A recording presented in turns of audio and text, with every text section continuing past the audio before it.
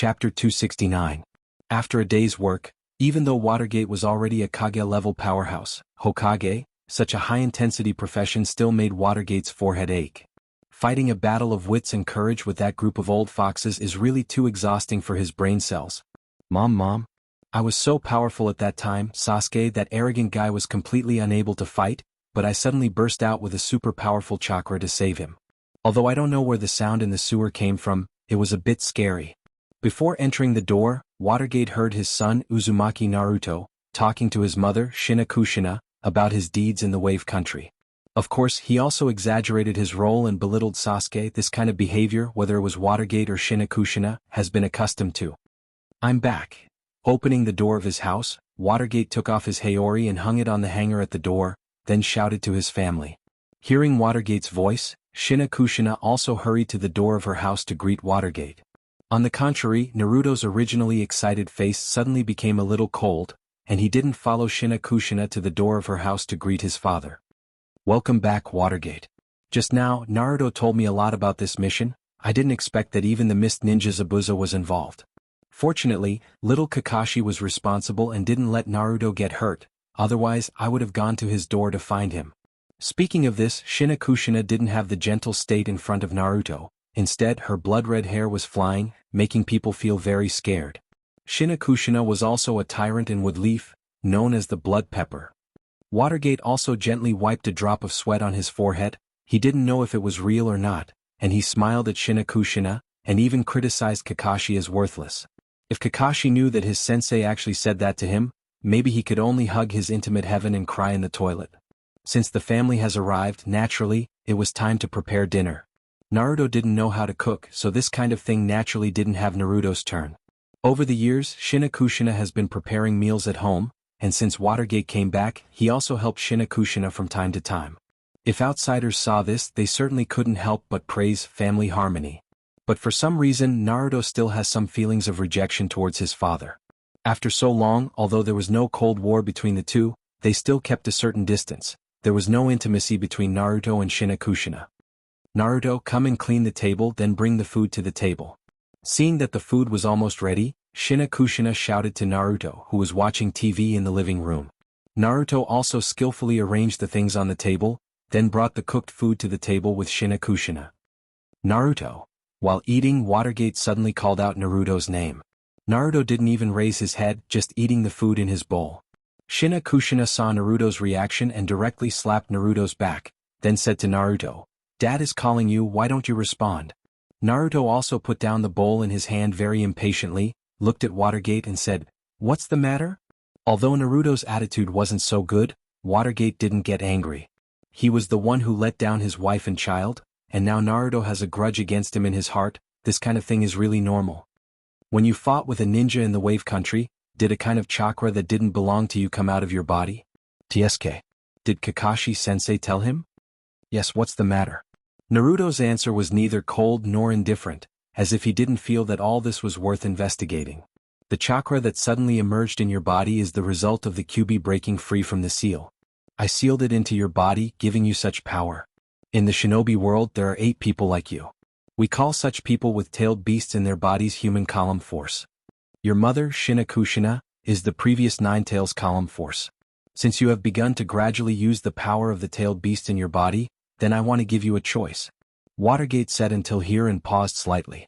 Shinakushina didn't think much of it at first, but when Watergate said that he was also a human column force, a touch of sadness appeared in her eyes.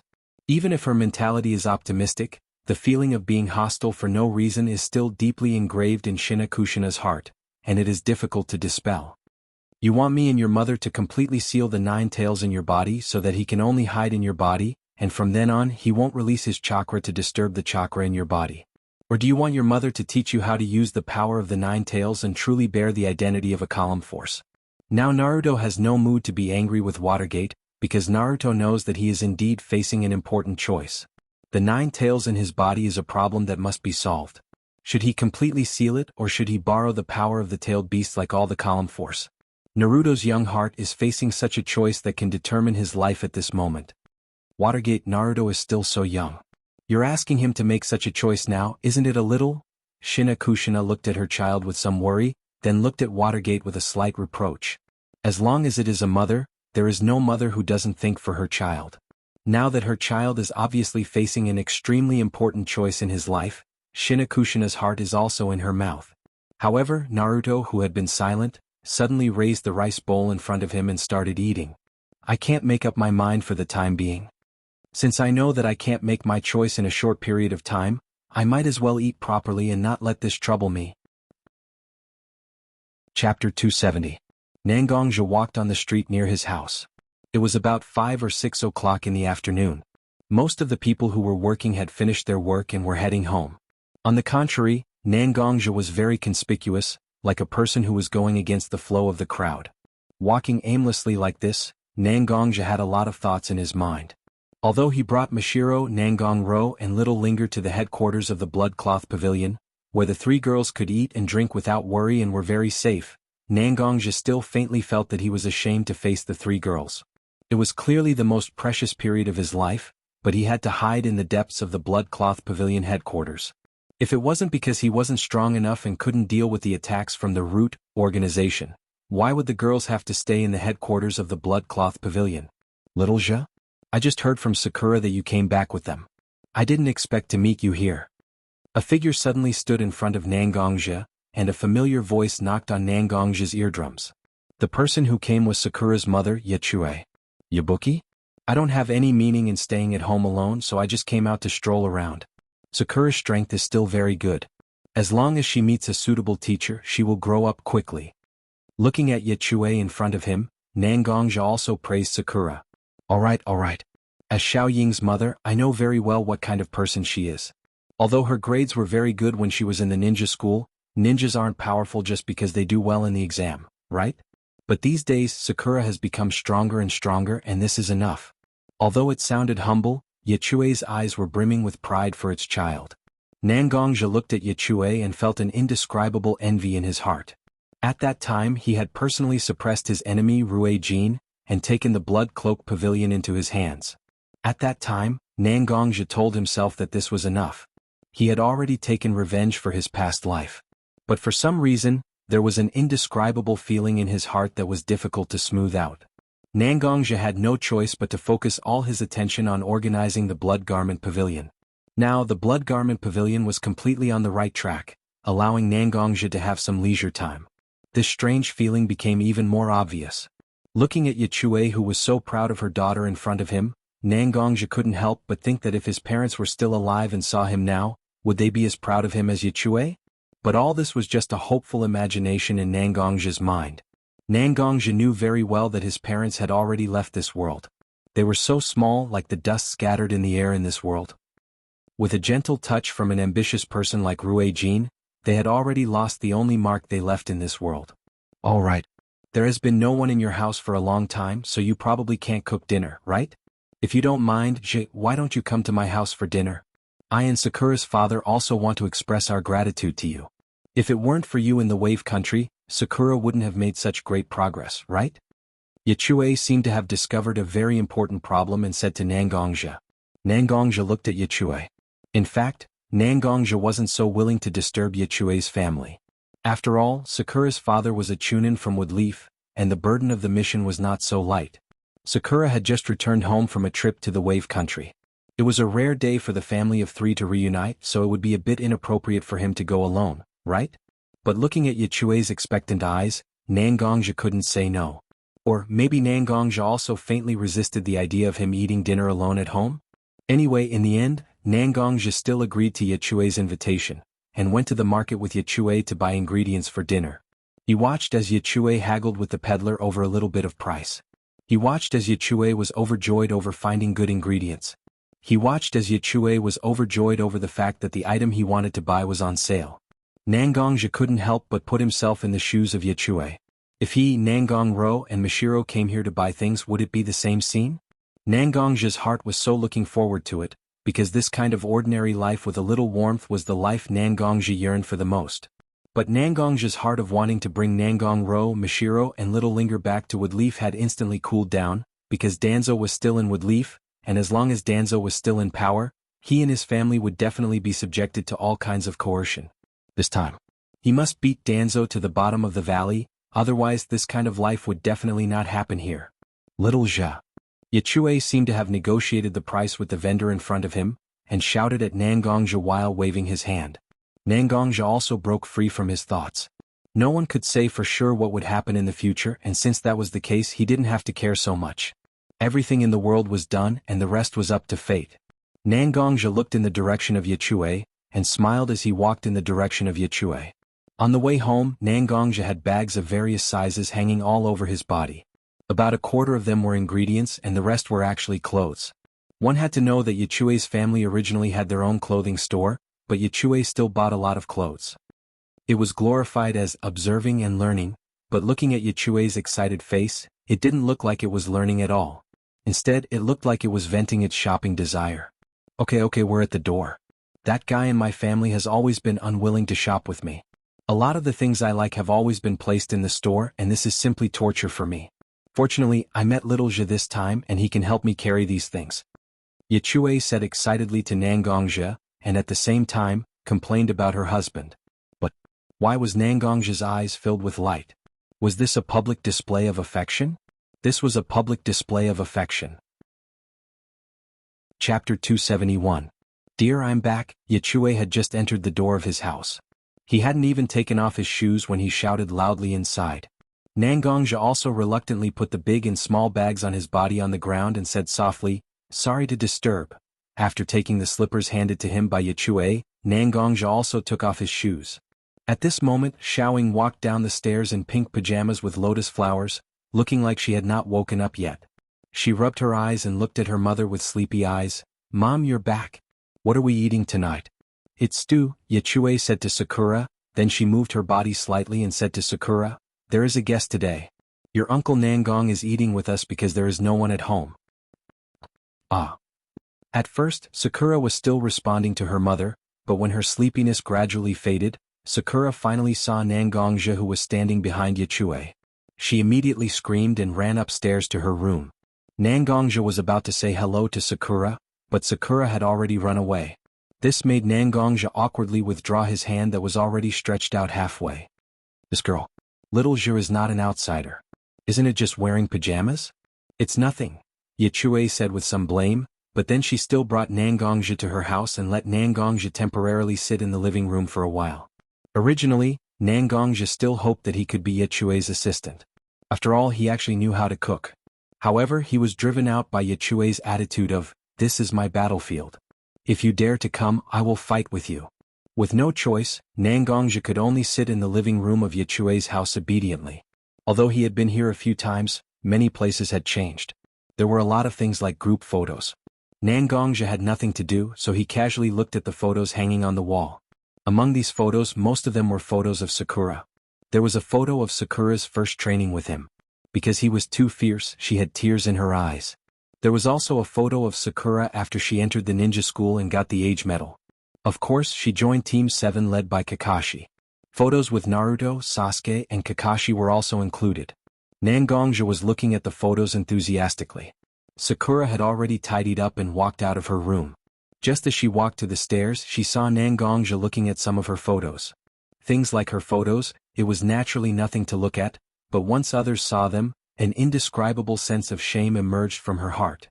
With Nangongzhe's strength, he naturally noticed that someone came down from upstairs, so Nangongzhe also looked back at Sakura who was coming down.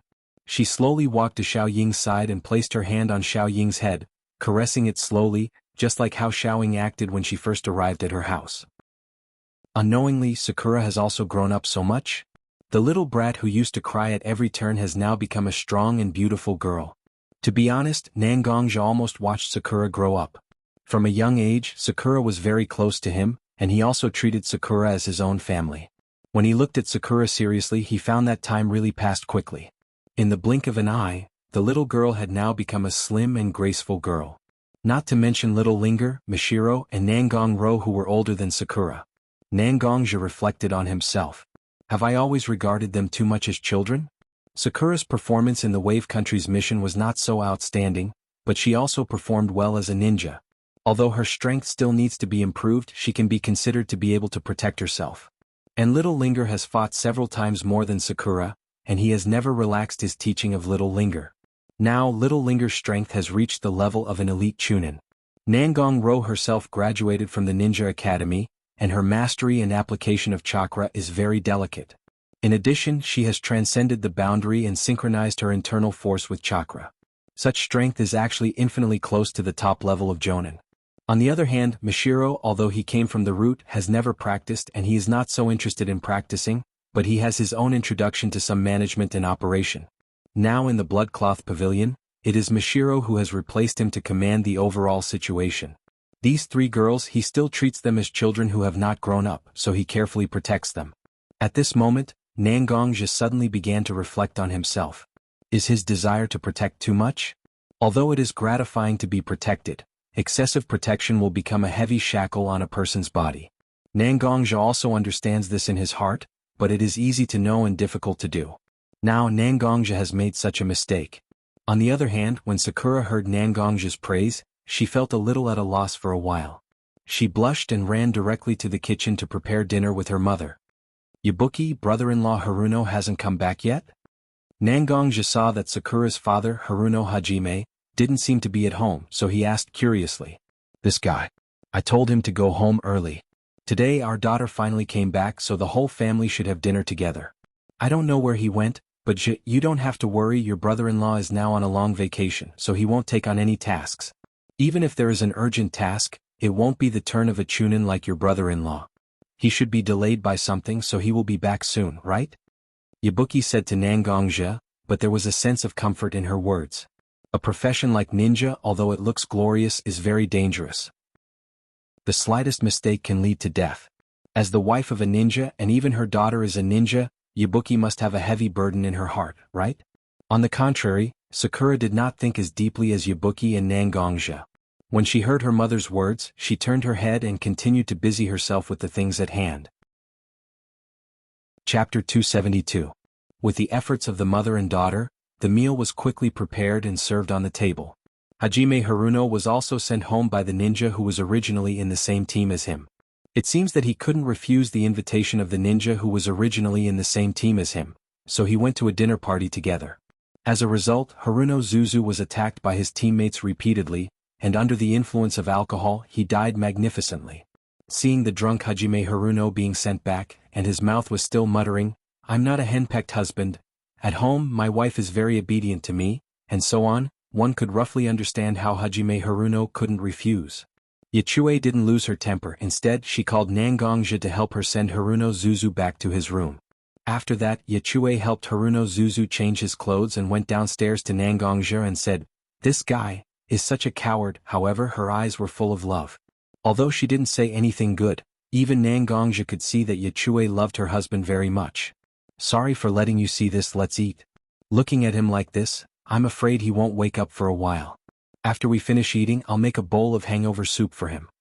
Nangongja also nodded. Although he liked wine, he didn't lose his composure because of drinking. First, it was because Nangongja was just a hobby of his. It was okay to drink a few glasses, but Nangongja was actually very resistant to being drunk. Second, it was probably because a person would lose some of their vigilance after getting drunk.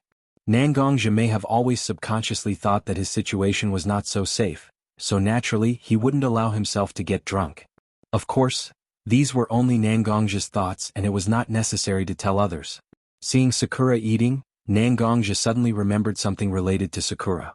"Sakura, did Kakashi inform you that Woodleaf Village is about to start a new Chunin exam?" Sakura heard Nangongja calling her, and at the same time she also heard the words Chunin exam, but her eyes were blank. Sure enough. In fact, if a guide wants his disciple to participate in the Chunin exam, he will give a notice long time in advance and ask the members of his team for their opinion. If there is no problem, then the guide will specify a series of plans to help his disciple improve himself and increase the possibility of the Chunin exam. But looking at Sakura's appearance, Sakura's team, obviously Nangongja's team. Although it's also possible that Kakashi himself is lazy and didn't tell his disciples, there is also a certain possibility that it's Woodleaf's attitude towards this matter. If it's just Kakashi's personal problem, then it's naturally nothing. But if Woodleaf's attitude towards the Chunin exam is like this, then it will undoubtedly make the new participants of Woodleaf lose their initiative. Obviously, their village is the organizer of the Chunin exam, but the participants of their village are the last to know? This is simply a stupid act. Uncle Nangong, what are you talking about? Chunin exam? We just became a genin, how can we take the Chunin exam so quickly? Sakura didn't seem to react, but when Sakura understood what Nangongja said about the impact of the Chunin exam on her, the first thing she did was to deny herself. In Sakura's view, how long has it been since she became a genin? For things like the Chunin exam, it's a bit too far away. Even her father, Haruno Haku, is only a Chunin after so many years? Sakura, you can't think like that. Although your team just became ninjas not long ago, your combat power is still in my eyes. As a Jonin of Konoha, if you were a disciple of my team, then I would definitely recommend the three of you to take the Chunin exam. Nangongja seemed to want to encourage Sakura, but what he said was indeed the truth. It's not that difficult to become a Chunin. As long as a genin can calmly analyze the enemy, and at the same time his combat ability has reached a certain level, becoming a Chunin is not difficult. On the contrary, becoming a Jonin is a great test of a person's talent and other innate conditions. This is also the reason why there are a lot of Chunin in each ninja village, but there are only a few Jonins who are the top combat power. When Sakura heard Nangongja's words, there was a hint of joy in her eyes, but then her eyes were full of uncertainty. But, when I was in the Wave Country I didn't do anything. When Kakashi, Sensei, Sasuke and even Naruto, who has always been at the bottom of the school, were able to fight with the enemy, I could only protect the mission target in the rear. I don't look down on the job of protecting the target, but if I can, in fact, I also hope to do something to help my teammates when they are fighting desperately. As she spoke, Sakura's eyes had a touch of mist. Yachue sat next to her and saw her daughter's self-blaming look. She wanted to say something, but she was not a ninja and didn't know how to comfort Sakura. She could only look at Nangongja for help. After all, he watched Sakura grow up. Nangongja is actually very close to Sakura.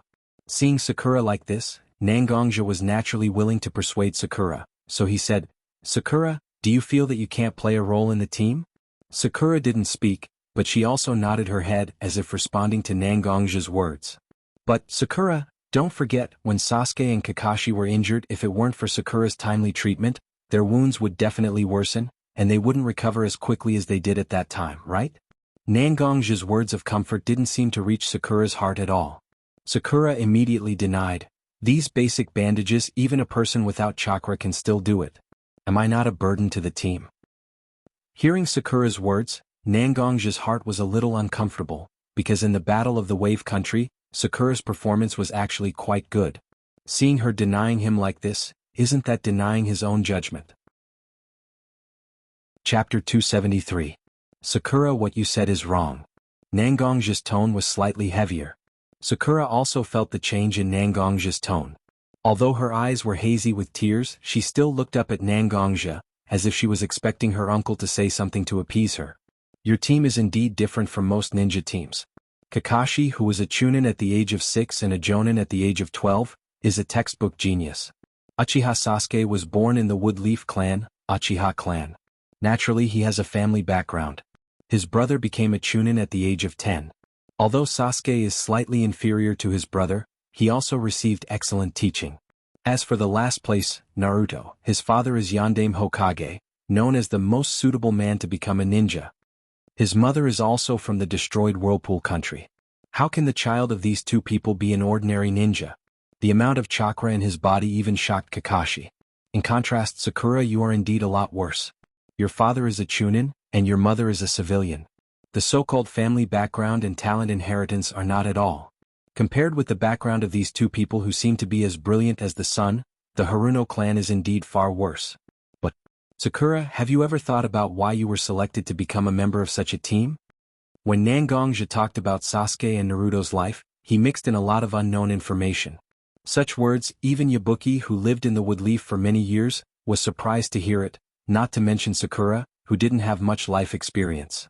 When Nangongja talked about how his Jonin was a genius, when Nangongja talked about how brilliant and talented the Uchiha clan was, when Nangongja talked about Naruto's life, Sakura only felt a thick black fog pressing towards her.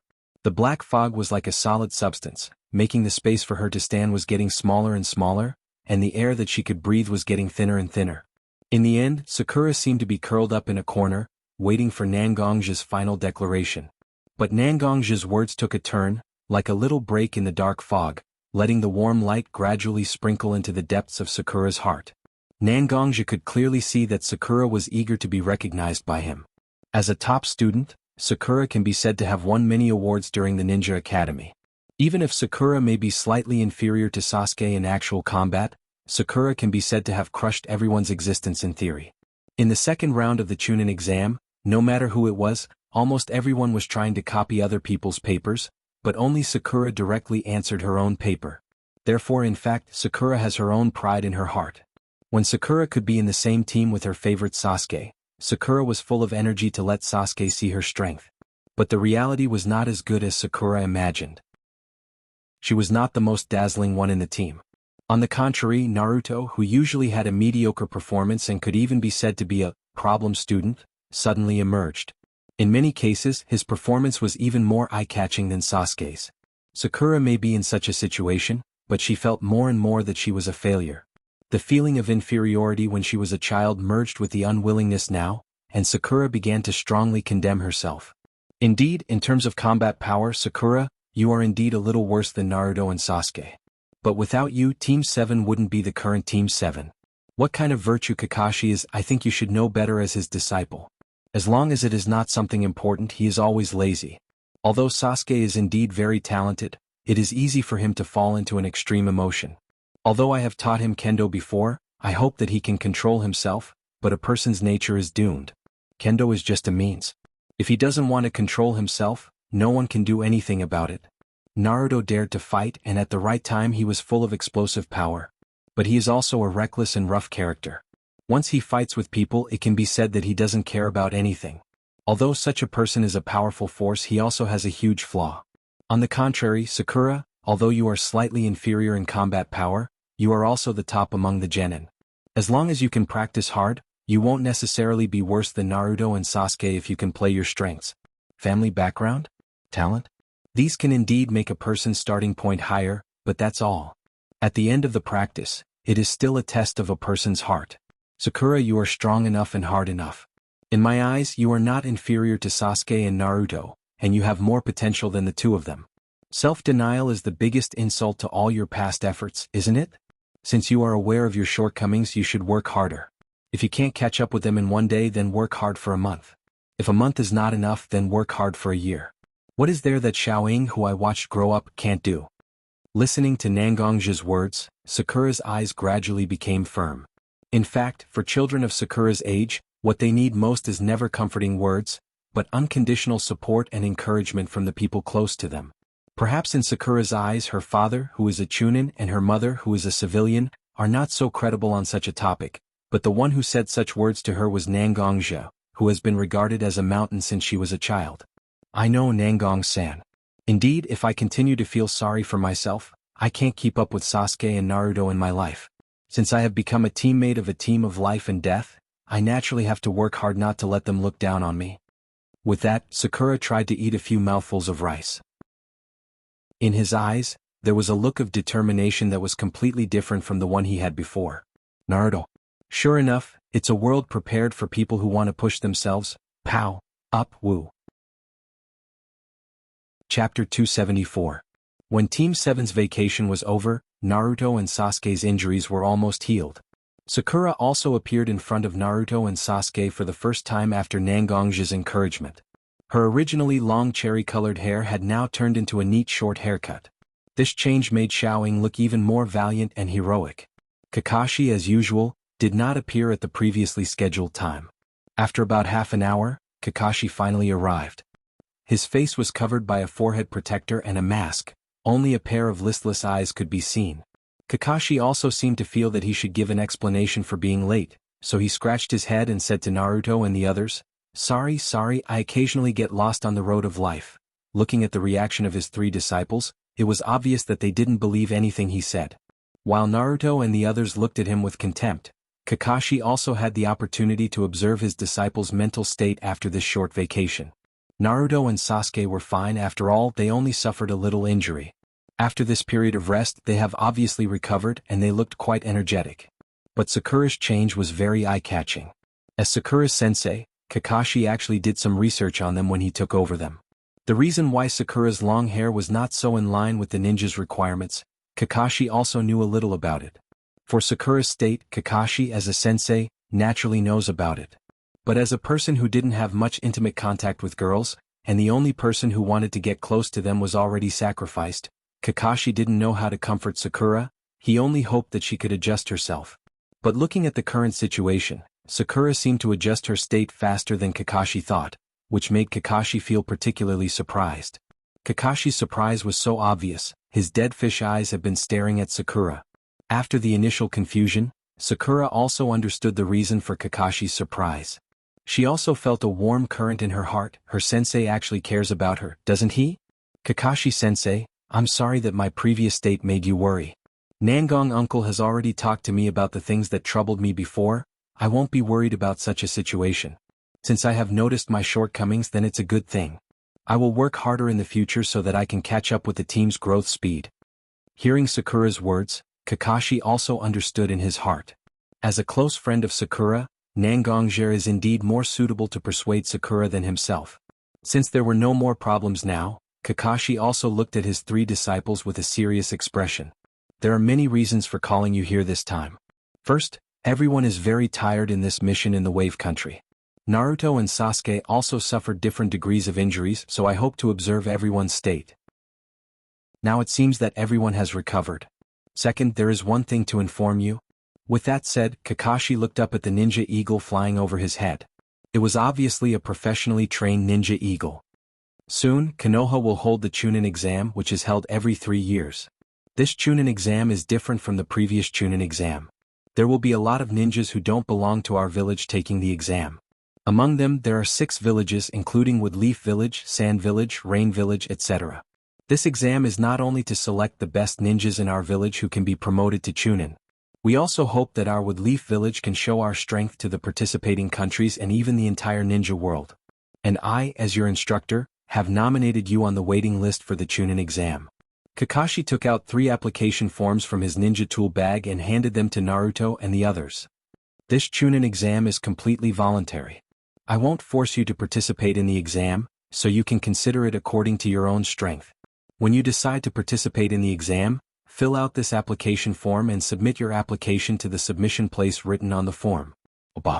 After that, Kakashi turned his eyes back to his 3 disciples. Naruto's reaction was obvious.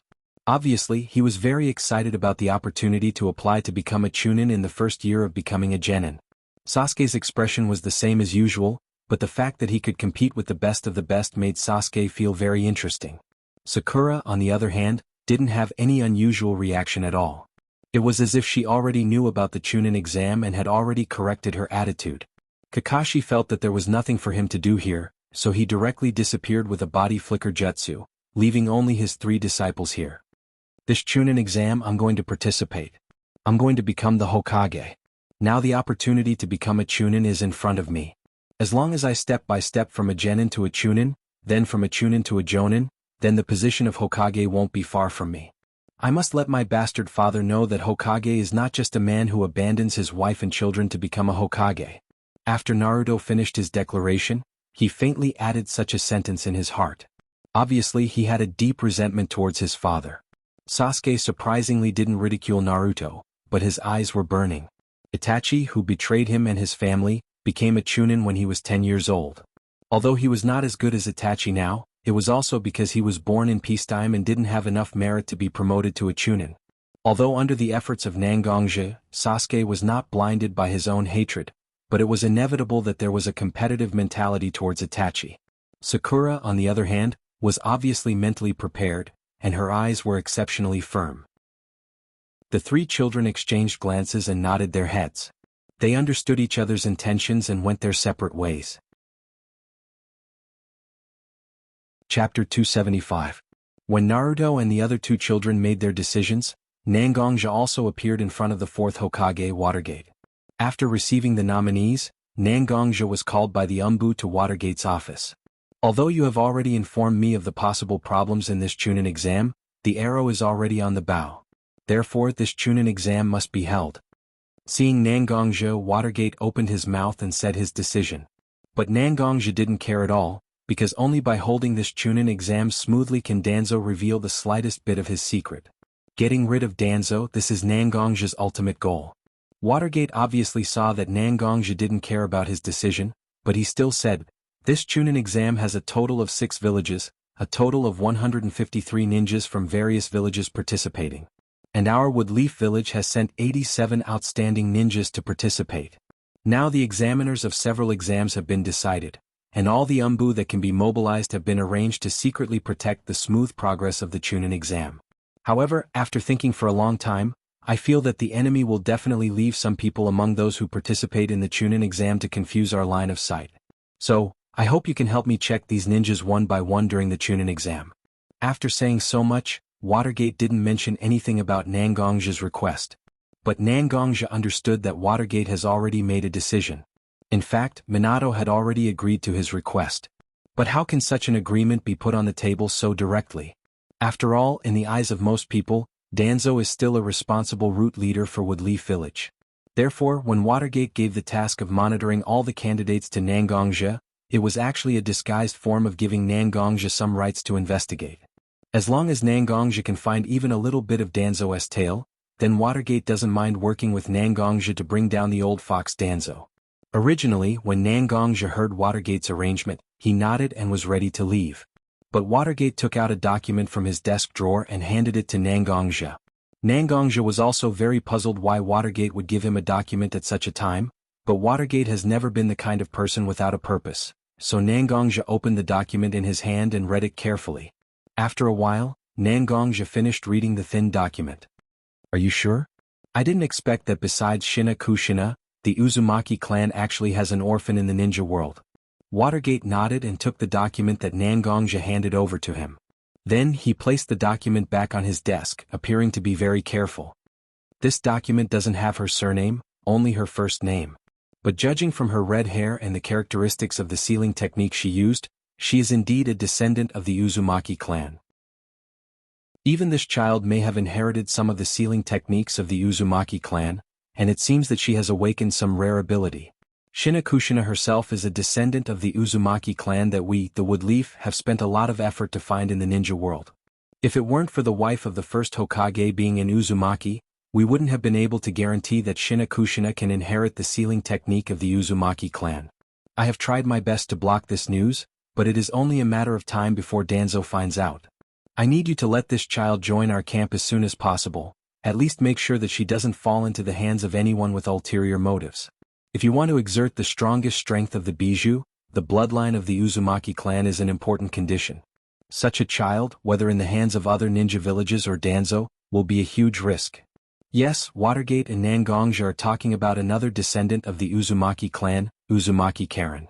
This time, because of Nangongja's information, Watergate spent a lot of effort to investigate all the information related to the Chunin exam. Even the information of every candidate has been seen by Watergate, and Karen herself is a ninja sent by Kusanagi village to participate in the Chunin exam. Her appearance, ninjutsu, and ability were all seen by Watergate. For such an important target, he had to ensure that she was in his hands.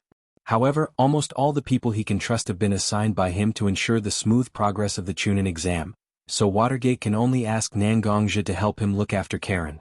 After all, Nangongja has something to ask of him. Such a simple goal is nothing for Nangongja, who has performed many difficult tasks in the past. As long as there are interests between each other, there is a certain degree of credibility, isn't there? Nangongja also understands that he can only stand in Watergate's camp at this time. Nangongja still has to help with such a small matter. Although he is a little uncomfortable with being ordered like this, now is not the time to worry about such a trivial matter. Watergate saw that Nangongja has agreed, and his heart was a little relieved. When Watergate found Karen, the first person he consulted was naturally his wife, Uzumaki Shina Kushina, who is also an orphan of the Uzumaki clan. It was also with the help of Shina Kushina that Watergate completely determined the identity of Karen. But at the same time, Shina Kushina repeatedly begged Watergate to let Karen stay. Such a relationship between bloodlines is extremely common in the shinobi world. Because most of the huge forces in the ninja world rely on their own bloodline to develop. Shina Kushina, who originally thought that she had no relatives, knew that she may have a clan close to her bloodline. The excitement in her heart is indescribable. Perhaps Watergate also has the attribute of rake? Under Shina Kushina's repeated pleas and some indescribable threats, Watergate put down his face and let Nangongja do these things for his own happiness and sexual well-being, and the importance of the Uzumaki bloodline. As for which of the above three factors is more important, Watergate will not tell others. Chapter 276. When Sakura, Naruto, and Sasuke all appeared at the registration place, their instructor Kakashi was standing in front of them. I'm very pleased that you all came. Because, although I told you that this registration is completely voluntary, as long as one of you doesn't come here, then you will lose the qualification to take the exam.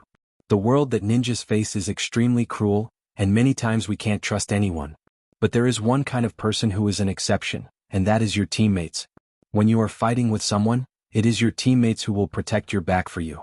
Such people, everyone has to give absolute trust to them. Therefore, the most basic requirement of the Chunin exam is to participate in it as a team. The trial has already started from the beginning, and you can participate in the next trial. When Kakashi said that teammates should trust each other, Naruto and the others also looked at each other. Aren't they like this? As long as the three of them can be together, no matter what trivial task or a head-on fight with a strong person like Zabuza, they won't feel any fear. Kakashi took the application form from the hands of the three of them and stepped aside, making way for Naruto and the others to enter the exam. Naruto, Sasuke, and Sakura also put their hands on the door handle. Together, they opened the door that will allow them to take the Chunin exam smoothly. You have to go to the third floor and there will naturally be someone there to tell you what to do next. Kakashi's voice came from afar, but they couldn't see where Kakashi's figure was. On the third floor, which was supposed to be the destination of Naruto and the others, there was a farce at the moment. A person with a funny round eyes and thick eyebrows wearing a green tights was thrown to the ground by a ninja, but he didn't seem to be so convinced, and from time to time he resisted and said something. Sasuke glanced at such a farce but didn't react. Instead, he walked in the direction of the fourth floor.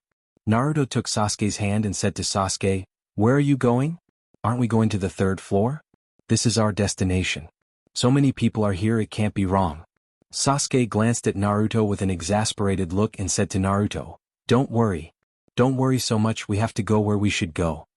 Naruto looked at Sakura behind them for help, but Sakura just glanced at the place where the farce happened, and still followed Sasuke's footsteps upstairs. Looking at the place where the crowd gathered, Naruto was about to release his shadow clone jutsu to save the boy who seemed to be bullied. But the boy who seemed weak and easy to bully just now turned over and jumped up from the ground. His whole body seemed to be full of exercise. He didn't even look at the ninja who just stopped him, and walked briskly to Sakura who was about to go upstairs. Are you Team 7's Haruno Sakura?" Sakura looked at the boy again, but felt that she didn't have any impression of this boy at all. "I am indeed Haruno Sakura, but you?" The boy seemed to feel that he was a bit rude and didn't introduce himself. Xiao Ying's face was flushed red, and she seemed to be very nervous as she extended her hands. She bowed slightly and said to Xiao Ying, "I'm Lok Li, may I ask if you can date me?" After that, he raised his head, blinked his round eyes at Sakura, with a bright smile on his face, he revealed his big white fang. But, no matter how one looked at this scene, it was hard for them to accept it. Xiao Ying had a polite smile on her face. She walked in front of Xiao Li and said to him, I'm sorry, you're a good person. But, from your tight clothes I can see that you don't know how to take care of yourself. And your shiny hair, please tell me how many days you haven't washed your hair? What's more, with your extraordinarily thick eyebrows and round eyes, you're even more eye-catching than the frogs I've seen. So, please let me refuse. Yes, refuse.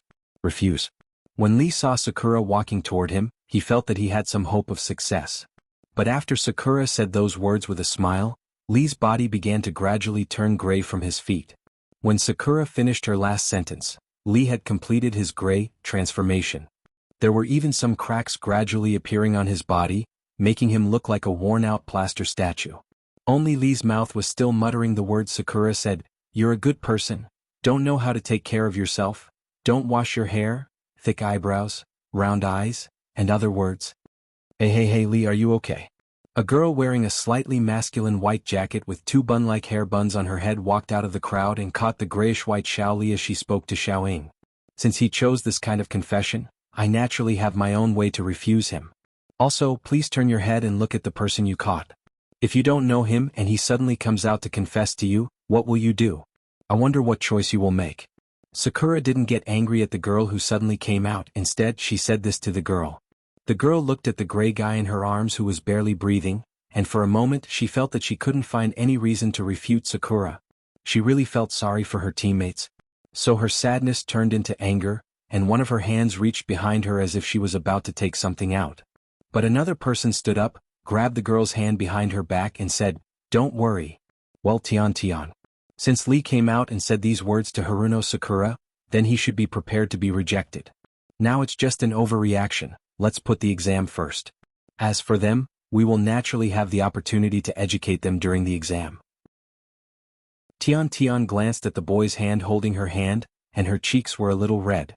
He also nodded his head and helped Xiaoli up. Team 7 Genin, hello.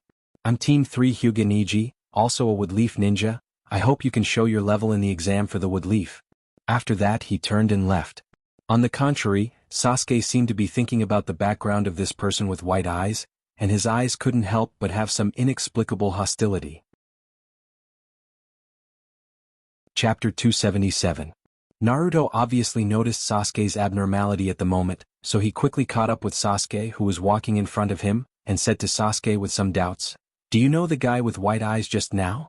Why does he look a bit like Hinata?" Sasuke didn't ignore Naruto's question. Instead he looked at Naruto and said seriously, "I don't know the guy named Niji, but he does belong to the same family as Hinata from our class, the Hyuga clan, which was once known as one of the noble clans of Konoha, along with the Uchiha. In the next exam, we are likely to have conflicts with these people. Remember this guy with white eyes? A Hyuga ninja who has inherited his family is extremely dangerous." After that, Sasuke didn't pay attention to Naruto's repeated questions about the Hyuga family. He walked directly to the door of the first exam and reached out to open the door. The moment the door opened, a noisy noise came out from the door. The Chunin exam is an exam that involves 6 ninja villages and hundreds of ninjas. Almost everyone who can be in the top position of the genin is participating in this exam. Most of these people are relatively young, but their strength is very outstanding, so when such a group of people gathers together, it's inevitable that the air is filled with an indescribable smell of gunpowder. "Oh, sure enough, you are here too," a slightly lazy voice sounded in Naruto's ears. Naruto looked back and saw that Shikamaru Nara from his class also appeared in the Chunin exam. Naturally, as the remaining 2 members of Ino Shikacho, Akimichi Choji and Yamanaka Ino also stood beside Shikamaru. Looking around, Naruto found a lot of familiar figures. In addition to Team 7 led by Kakashi and Team 10 led by Sarutobi Asuma, there was also Team 8 led by Kurenai, which included Hyuga Hinata, Inuzuka Kiba, and Aburame Shino. Of course, there was also Team 3 led by Kakashi's old enemy, Mike Guy, who was 1 year older than Naruto, and Team 7, which included Hyuga Niji, Tian, and Lock Lee. Yes, I didn't expect a lazy guy like you to come here to take the Chunin exam. Under normal circumstances, you should avoid this kind of troublesome matter and find a safe place to sleep, right? Naruto is also a bad friend of Shikamaru, so he didn't show any mercy when he joked. When Shikamaru heard Naruto's words, he didn't have any special reaction. He even nodded his head in agreement and said to Naruto, "You know me well, who would want to come to such troublesome things? If it wasn't for my mother forcing me to come and threatening me with various means to not give up halfway, I really didn't plan to come." When Shikamaru mentioned his mother, his face was full of fear, as if something was really threatened by his mother. But Naruto saw a trace of excitement in Shikamaru's eyes. Too lazy to come? Such an excuse is a bit too bad. But Naruto still didn't say it. Instead, he patted Shikamaru's shoulder and said to Shikamaru, "Isn't that right? My mother is the same. I'm afraid all the mothers in the world are the same." After saying that, Naruto turned around and greeted the other classmates who were originally his classmates. Hinata was very shy as usual. She greeted Naruto with a blushing face and didn't dare to open her mouth. Inuzuka Kiba's attitude towards Naruto was as bad as ever, but Naruto knew that Kiba didn't have any bad intentions, he just didn't know how to express his feelings correctly. After hearing Naruto's greeting, Shino also adjusted his glasses. Just as he was about to say something, Naruto had already turned his head.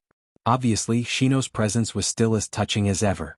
Just when several former classmates gathered together and started chatting while waiting for the exam to start, a Konoha ninja with short white hair and eyes walked in front of Naruto and the others with a smile on his face and said, Brother Naruto, are you the Woodleaf ninja who just graduated this year but participated in the Chunin exam?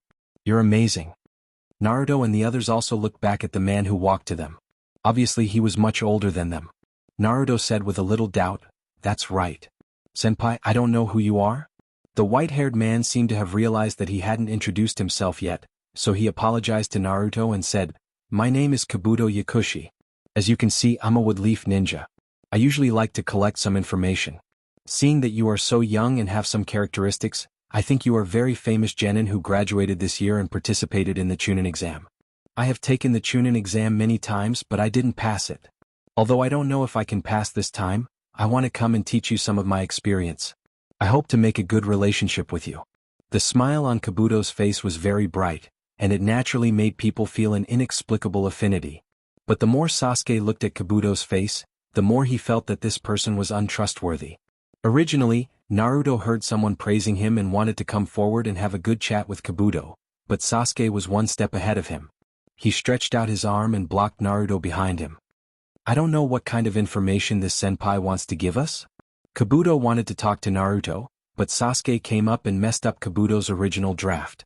However, Kabuto didn't receive any influence at all, and said to Sasuke very kindly, "The Chunin exam questions can't be obtained by a small ninja like me, but in the Chunin exam, everyone is our enemy. What I can provide you is some information about the participants of this exam. No matter who you are interested in, I can tell you." Sasuke heard Kabuto's words and laughed, but his eyes became more and more sarcastic and distrustful. "That's right. Everyone in this exam could be our enemy.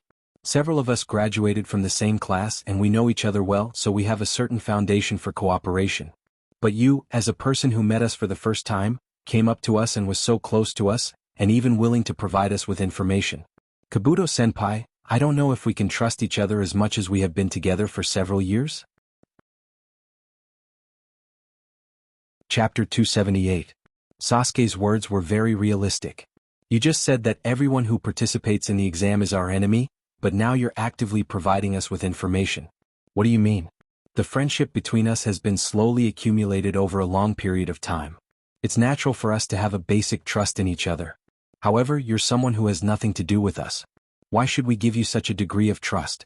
In a ninja's battle, information is indeed important. But information is also divided into real information and false information, isn't it? If Medicine Master Pocket had the slightest bit of bad intentions and provided false information for them, then what was the difference between that and building a bridge to a trap for them?" Shikamaru, who was standing behind, also had a flash of light in his eyes. In fact, Shikamaru also subconsciously believed Kabuto's words just now. After all, he's a ninja from Woodleaf. No matter who it is, they will have the most basic trust in their heart. But Sasuke's words woke Shikamaru up. The Chunin exam, especially this large-scale Chunin exam, represents too much weight. Shikamaru also felt that he shouldn't easily believe anyone who may become his enemy, so he also winked at Choji and Ino, telling them not to stand out. Team 8's Hinata and Shino themselves are relatively silent people. The only one who can be regarded as a prick, Kiba, saw that Shikamaru, the most shrewd among them, seemed to tacitly agree with Sasuke's words. Although he was still very upset, he endured it. However, there's more than one fool in this place. Uzumaki Naruto was the biggest idiot among idiots. He directly pushed Sasuke's arm away, stood in front of Sasuke and said to Sasuke, "Sasuke, how can you do this? Kabuto-senpai also came up to greet us because he cares about us. As a Woodleaf ninja, you don't even trust Kabuto-senpai?" With that said, as if he and Kabuto already have a very deep friendship, he directly preached to Sasuke with these righteous words. He even puffed out his chest as if he was very proud of himself. Sakura, who was standing next to him, couldn't stand it anymore. Unlike Naruto, Sakura has always been intelligent. For Sasuke's judgment, Sakura also felt very convincing. Even if Sasuke's words did make people uncomfortable, Sasuke's character as a classmate and teammate for several years, Sakura has absolute trust in him. Sakura walked to Naruto's side in a few steps. She grabbed Naruto's ear and said fiercely, "You idiot, if you don't know what's going on, don't force yourself. Didn't you see that other than you there was no one else who stood out?" Naruto also woke up from his stupor. He looked at Shikamaru, who was the smartest among them, and the always irascible Kiba, who didn't stand up. Naruto understood that he had messed up. He could only resentfully return to his position. At the same time, he looked at Kabuto apologetically, as if he felt a little ashamed that he couldn't help him. Kabuto also smiled at Naruto and then said to everyone, "Haha. Little brother, you don't have to mind. Your friends are right to be so vigilant. The Chunin exam is different from usual. Everyone is a threat to you. As long as it's not someone you can completely trust, you should keep enough vigilance. Well, it seems that the first exam is about to begin. I'm going to meet my teammates. After saying this, Kabuto turned around and left, leaving only Naruto, who was touched, and the cold eyes of the others. Seeing Kabuto leave, Naruto also turned to Sasuke. It seemed that he wanted to continue to discuss with Sasuke about Kabuto's attitude towards a kind senior who cares about the younger generation. However, a group of people wearing Konoha's forehead protectors and looking quite fierce slowly walked into this huge classroom. The leader's head was wrapped in a dark blue headscarf, and the wood leaf logo was inlaid in front of the headscarf. And this person's face also had many scars. His sharp eyes swept through the genin in the classroom. You bastards, why don't you all be quiet? Anyone who dares to speak will be disqualified immediately. With that, he threw the thick test paper in his hand directly on the table in front of him, splashing a handful of dust. The classroom, which was originally a little noisy, was also quiet in an instant, without the previous noisy feeling. I'm the invigilator of your first exam, Woodleaf Ninja Marino Ibiki. This exam has a total of 10 questions, and the test paper you are about to get has 9 questions. The last question will be announced 45 minutes after the exam. The score of the exam is calculated in groups. So, the exam begins. I advise you not to cheat with clumsy means. Once you are caught cheating more than 5 times by the invigilator, you and your team will be disqualified immediately. After Ibiki finished speaking, the ninjas behind him stepped forward one by one and distributed the test papers to each candidate. After distributing the test papers, they sat on the chairs by the wall and stared at the candidates who were taking the exam in the classroom. Not to mention how these ninjas who faced the difficult content of the exam found out the profound meaning of this exam, and through a variety of not-so-secretive methods, but the invigilator turned a blind eye to them to cheat. Instead, Nangongja squatted on a big tree outside the examination room. His eyes swept across the few people from time to time. Nangongja didn't seem to care about whether Naruto and the others could pass the exam or not. Instead, he kept looking at Uzumaki Karen, who was originally his target, and Kabuto, who took the initiative to contact Naruto and the others just now. For some reason, Nangongja felt that there was something wrong with Kabuto. Nangongja waved his hand, and an umbu appeared beside Nangongja. He half knelt to Nangongja and said very respectfully, "Nangong-sama, what can I do for you?" Without looking at the umbu, Nangongja said, "Go to the database now and retrieve the information of a ninja named Kabuto. Try to be as detailed as possible, I think there may be some problems with him." The umbu ninja nodded, and his figure instantly disappeared beside Nangongja. Chapter 279. Closing the file in his hand, Nangongja closed his eyes and recalled the information he had just read about Kabuto. Kabuto himself was an orphan who was adopted by the head of the Woodleaf Orphanage, Nanoyu, and was given the surname Kabuto. The records in the file were very detailed, from the time when Kabuto was in the orphanage, to the annual transcripts when he became a member of the ninja school, to the records of the missions he performed after becoming a ninja. But Nangongja faintly felt that something was not right.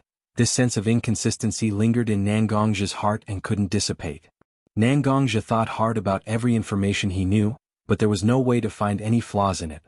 It seems that Kabuto was the most ordinary ninja in Woodleaf, with ordinary experience. However, a thought suddenly flashed across Nangongja's mind. This record is too detailed.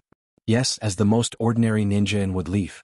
In the file of the umbu department, there should only be some important information, and even if some of the information is lost, it is very likely. After all, it's just the file of an ordinary ninja, and most of the documents in this era are paper documents. Such things are too easy to lose. But Kabuto's information is so detailed, it makes people feel that it is very unreasonable. After all, the umbu department is an important force in Woodleaf. If they have time to study the deeds of such a small ninja, it is better to send more people to perform more meaningful tasks, right? In Woodleaf, there are not many people who can tamper with a person's basic information and the information stored in the umbu department. It's nothing more than the Hokage or the root department. The Woodleaf families have no way to reach their hands in such a place. If Kabuto was really a Watergate person, it would be nothing. But before Watergate gave him the task, he didn't mention that he would have a helper, and according to Watergate's character, he wouldn't hide such a small chess piece in Nangongja. Then, there could only be one black hand, right? The leader of Woodleaf Root, Shimura Danzo. I finally caught a little bit of your tale. Although you're just a small character, It might be of great use if I keep an eye on you, right? Originally, I thought that I would have to dig very deep to find your traces, but I didn't expect that you would actually reveal such a flaw. At the same time, Nangongja thought of his two teammates who were Medicine Master Pocket.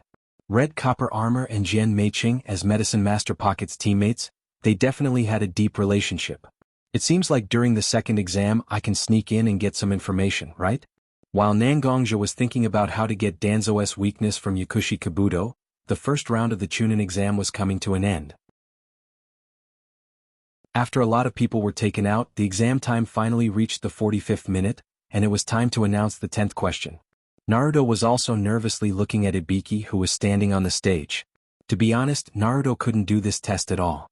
Among the ninjas present, except for a few Chunins who were deliberately planted to provide the correct answers, only Sakura and Hinata did it themselves. Needless to say, Sakura is a top student.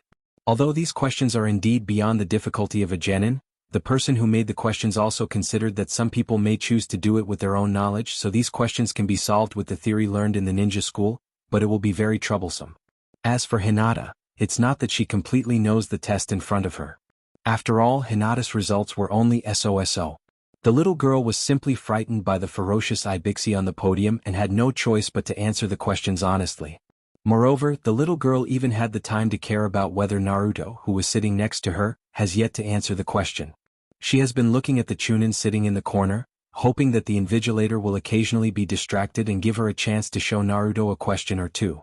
But after all, he's a Chunin and it's just a short 45 minutes he can concentrate at all.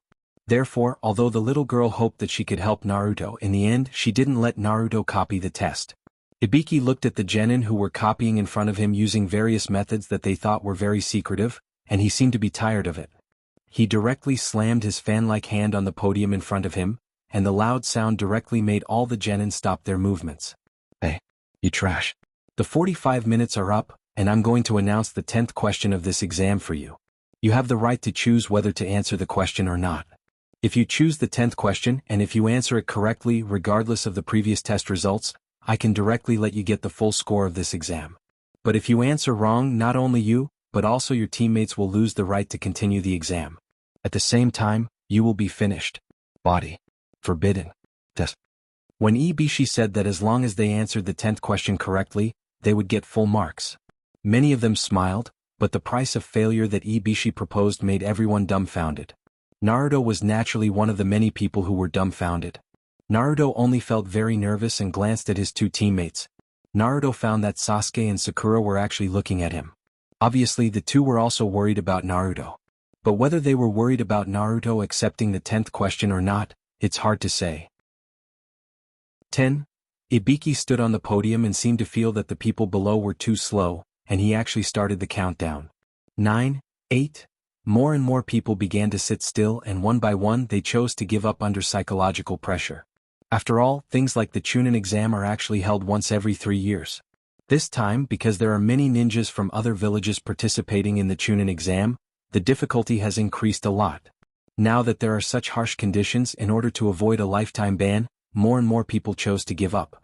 In just a few seconds, the number of people who gave up was much more than the number of people who were caught cheating before. The classroom, which was originally a little crowded because of the large number of people, became sparse at this moment. Chapter 280. As a ninja specializing in wood-leaf interrogation, Ibiki is very good at grasping people's hearts. Obviously, with just a few words he has already forced these genin to a desperate situation, making them feel that unless they have complete confidence in themselves, it's better to give up. Sakura, who was sitting behind Naruto, has been observing Naruto, and she has various calculations in her heart. Sakura thinks that this year's Chunin exam should be more difficult due to various reasons. If Team 7 gives up this time, they will definitely pass the next exam. After all, everyone is still young. Even 3 years later they will only be 14 or 15 years old, and becoming a Chunin is already a good thing. Her index finger was slightly pulled by her own muscles, jumping up and down. Sakura thinks that for various reasons, it's better to just give up this opportunity to take the exam and let herself prepare for the next exam. However, just when Sakura was about to raise her hand, a loud voice sounded in the quiet classroom. It was Naruto, who slammed his hand on the table and said to Ibiki, who was standing on the podium, "You bastard, don't look down on me. I'll take the 10th question." Ibiki was also taken aback by Naruto's sudden behavior. Ibiki, who has a short temper, was ready to call his men to take away this troublemaker. But when he took a closer look, this person has yellow hair and blue eyes, especially the iconic beard on his face. Oh my god, isn't this the son of my boss? Ibishi swallowed the anger that was about to erupt.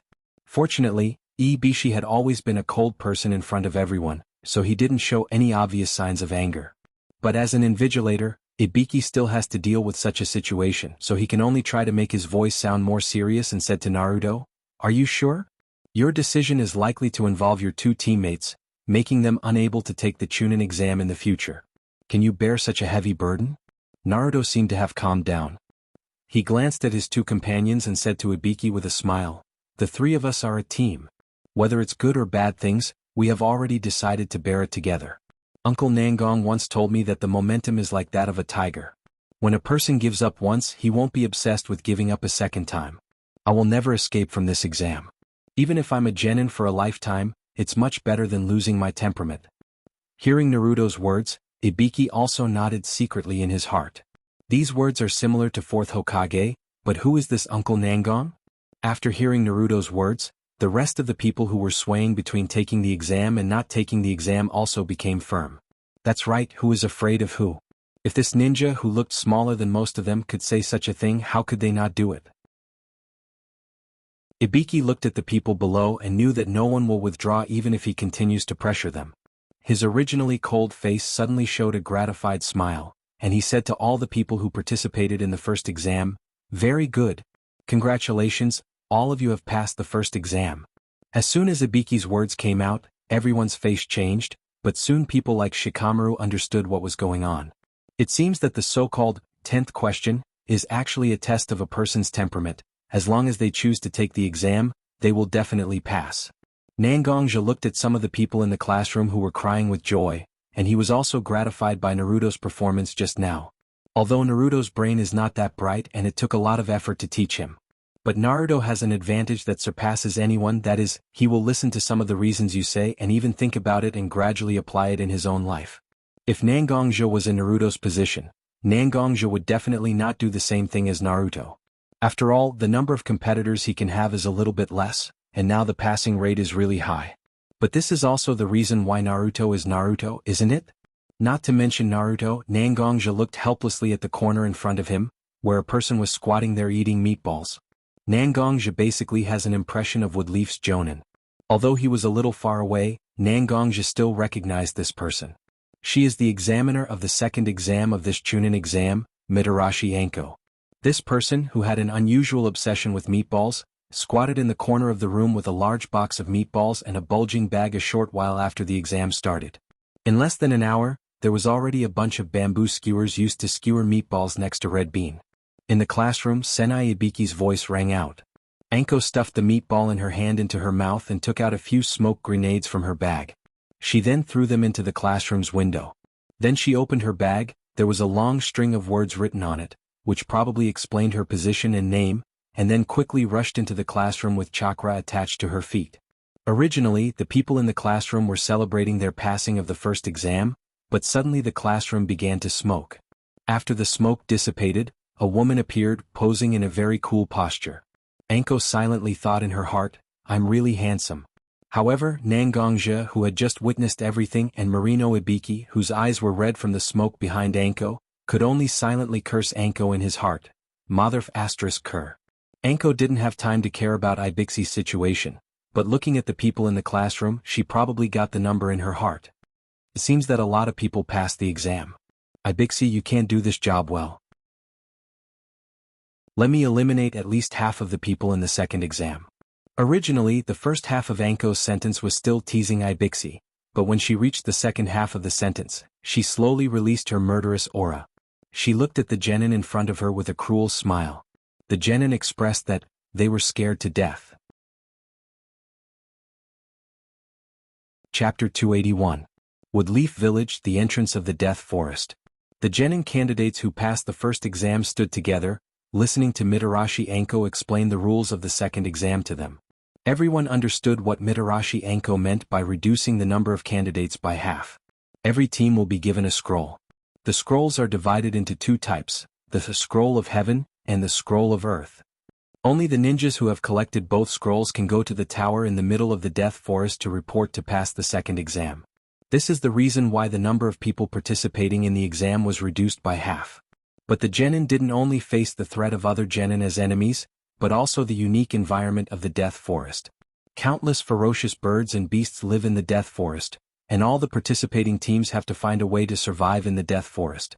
If they are not careful, they will either die in the mouth of a beast or be attacked by other teams. Therefore, in order to avoid responsibility, Woodleaf also prepared a life and death contract for each participating team. After Naruto and the others signed the life and death contract, they entered the Death Forest with a Scroll of Earth. When all the candidates entered the Death Forest, Nangongja also appeared beside the invigilator of the second exam, Mitarashi Anko. During the first exam I already found some strange targets. This exam in the Death Forest is a good opportunity for me to collect information, so I will go in first. Don't be too careless, maybe something unexpected will happen. Mitarashi Anko also heard about Nangongja's mission from Watergate, so she nodded and left with the ninja behind her. As the invigilator of the second exam, Mitarashi Anko actually has a lot of tasks. Although all the candidates have signed the life and death contract, Woodleaf still has to save all the participants as much as possible, right? On the other hand, Nangongja exerted force with his ankle and leaped into the Death Forest that was surrounded by tall barbed wire. Kabuto, let's get the other scroll as soon as possible, right? The red copper armor seemed to be a little fearful as he suggested to Medicine Master Hood. Orochimaru himself told the three of them that in the second exam, they should try their best to get closer to Uchiha and Sasuke's Team 7, so they didn't act immediately when they entered the forest, but gathered together to discuss countermeasures. At the beginning of the first exam, Kabuto encountered a nail in Sasuke's hand and felt that their task was a bit difficult. That's also possible. Uchiha Sasuke doesn't seem to be as immature as the information we collected. In the first exam, his performance and attitude towards me were not like a genin who had just graduated from a ninja school. Instead, he was like a veteran who had been wandering in the ninja world for several years. If we meet them right after entering the Forest of Death, they won't trust us enough. So, let's set collecting scrolls as our #1 goal. Kabuto adjusted his glasses, and the sun reflected a ray of light on the lenses, hiding Kabuto's eyes, making people unable to see what Kabuto was thinking. Compared to red copper armor and Mei Cheng, Kabuto's status in Orochimaru's eyes was slightly higher. This is why red copper armor always unconsciously showed a sense of awe to Kabuto, and the higher the status, the more information he naturally knows. Although it's not very clear what Orochimaru is going to do in the Forest of Death, Kabuto still knows that Orochimaru used special means to pull off the face of a ninja from Kusanagi village. When Mei Cheng and red copper armor heard that Kabuto agreed with their suggestion, they were also relieved. Although they don't know Kabuto's specific strength, Mei Cheng and red copper armor have already reached the level of Chunin strength. With such strength, it's really easy to deal with these immature genin participating in the Chunin exam. As long as they find the right soft persimmon, passing the exam is simply a simple matter. However, just as the three of them were discussing their next course of action, Nangongja had already sneaked up to them. Kabuto is indeed a strong ninja. Combining his combat power and medical ninjutsu, he can probably be regarded as a special jonin, but Nangongja himself is not affected by chakra, and he is careful enough when moving, and he directly arrived beside the three of them. The conversation between the three of them entered Nangongja's ears without missing a single word. Orochimaru? These three people are all Orochimaru's spies. Nangongja's mind flashed with the cold man during the Shinobi World War. Orochimaru was forced to escape from the Woodleaf because of the human experiment. Nangongja naturally knew about such a big matter, but now Roots people are actually covering up their information. Does this prove that whether it was the human experiment or the current plan against the Woodleaf, Danzo and Orochimaru have always been in contact with each other? Nangongja took out a mask from his arms, and took off his almost iconic robe. He was ready to catch all three of them and let Ibiki, who was depressed before, use his torture ability. He thought that Ibiki would be very grateful to him, right? Nangongja quickly circulated his internal force in his body, and his speed was almost comparable to a ninja's body flicker technique. He directly appeared behind Mei Cheng, and directly chopped her neck, causing her to faint. And when their teammate was suddenly attacked, it naturally alarmed Kabuto and red copper armor. The two of them took out their weapons and looked at Nangongja, who had knocked Gen Mei Cheng to the ground. "Who are you?" Red copper armor said to the masked man who had knocked out his teammate. Nangongja didn't pay attention to Red Copper Armor's question. Instead, he continued his actions and in a flash, he appeared behind Red Copper Armor. Obviously, it was the same method, but because of Nangongja's extremely fast speed, it was successful. When Nangongja looked at Kabuto, he found that Kabuto had turned into a small green snake. This is really... Did I underestimate this spy? However, capturing two people like Mei Cheng and Red Copper Armor is enough to prove the relationship between Orochimaru and Danzo, isn't it? Therefore, Nangongja wasn't worried about Kabuto escaping, he was just a small character. Chapter 282. In the Forest of Death, Naruto's group was moving slowly and cautiously toward the depths of the forest. Not far behind them, a man dressed like a ninja of the Kusanagi country was squatting on a tree, staring at the three young ninjas, as if he was looking at something interesting. Like most ninjas, this ninja also hid his face in the shadow of his clothes and the hat on his head, but even such a shadow couldn't cover his strange eyes. The yellow eyes with a little gray became like a snake's vertical pupils, and the emotions revealed in his eyes were as sinister and cunning as a snake. Just when he saw that Naruto seemed to find an excuse to go somewhere else to solve his physiological problem, this person with snake-like eyes seemed to feel that his opportunity has arrived. He bit his finger in his mouth and wiped it on his palm, then his hand began to form hand seals quickly. Although he only formed a few hand seals, anyone who is proficient in ninjutsu can see that these are the hand seals of the summoning jutsu. However, just as the psychic seal was about to be completed, the snake-eyed man's hand suddenly stopped. He took out a kunai from his arms with a little doubt and found that there was an extremely unnatural crack on his kunai. The man seemed to be in a bad mood, then he said, "Are these people all idiots? Such a simple task actually went wrong. I thought that Kabuto was worth training, but now it seems that I still have to think about it." After saying that, he glanced at Sasuke, who was waiting for Naruto to solve his physiological problem in the forest with a trace of reluctance. The snake-eyed man left the branch where he was hiding and ran in one direction. Kabuto looked nervously at the forest around him, as if he was afraid of something. Originally, Kuroto, and Mei's identities could be said to be flawless. Even if there were many Umbu investigating them before the exam, Kuroto, and Kuroto were able to pass all kinds of investigations with the help of fake information and Danzo. After passing the first round of the exam with much difficulty, they entered the second round of the exam. As long as he could successfully collect the scrolls, he would be able to give up on the examination when he reached the central tower. But for some reason, such a simple plan was disrupted by the sudden appearance of a masked man. Moreover, what's more terrifying is that this masked man directly used his speed to knock out his two temporary teammates. Even with his many years of experience, he still couldn't see through this person's background. This was the most frightening thing for Medicine Master Bag. Though, I hope you can find a suitable reason for messing up my plan. Otherwise, I can only let you be my experiment instrument. Recently, due to various reasons, the experimental materials have become insufficient. With your strength, you are quite suitable to be an experimental material. A somewhat hoarse and gloomy voice came from behind Medicine Master Pocket. Medicine Master Pocket's entire body trembled, and he hurriedly half-knelt behind him. His head was so low that his neck could be seen. Orochimaru-sama. The situation has changed. Just now, a masked man kidnapped Jian Meiching in Red Copper Armor. I was lucky enough to escape by relying on the escape ninjutsu taught by Orochimaru-sama. Oh. Hearing Medicine Master Pocket's words, Orochimaru was a little surprised.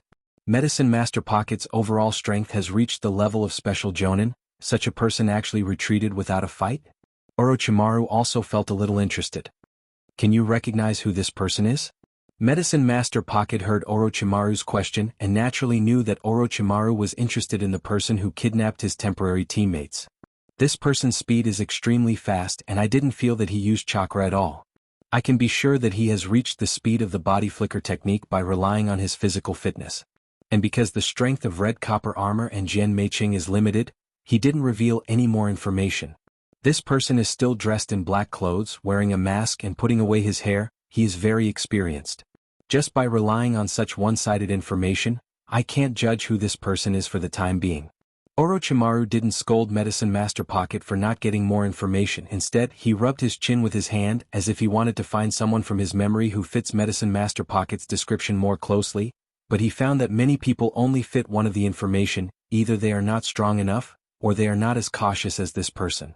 But Orochimaru is also a person who can see the overall situation. and soon he didn't care about the identity of the attacker. Get up. It's already good that you were able to leave so decisively and inform me of this information.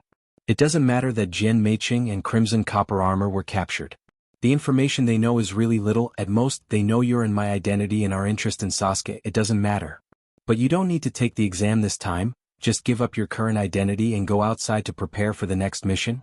Orochimaru told Kabuto about the new task, and Kabuto himself was trained as a spy, so losing an exposed identity was not a big deal.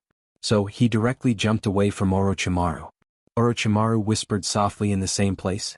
It seems that this Chunin exam is really interesting. There was information before that the old pervert has also returned to Woodleaf, so now the Kage-level ninjas in Woodleaf are 3 generations, Minato, Watergate, and Jiraiya? It seems that the materials for that jutsu need to start accumulating, otherwise, it will be easy to fall into a passive situation. After that, Orochimaru also turned into many small snakes and disappeared. At this time, Nangongja also sent the 2 spies he knocked out to Anko. Anko seemed to have found the body of a hidden, faceless Kusanagi, and her whole body trembled as if she remembered something unpleasant.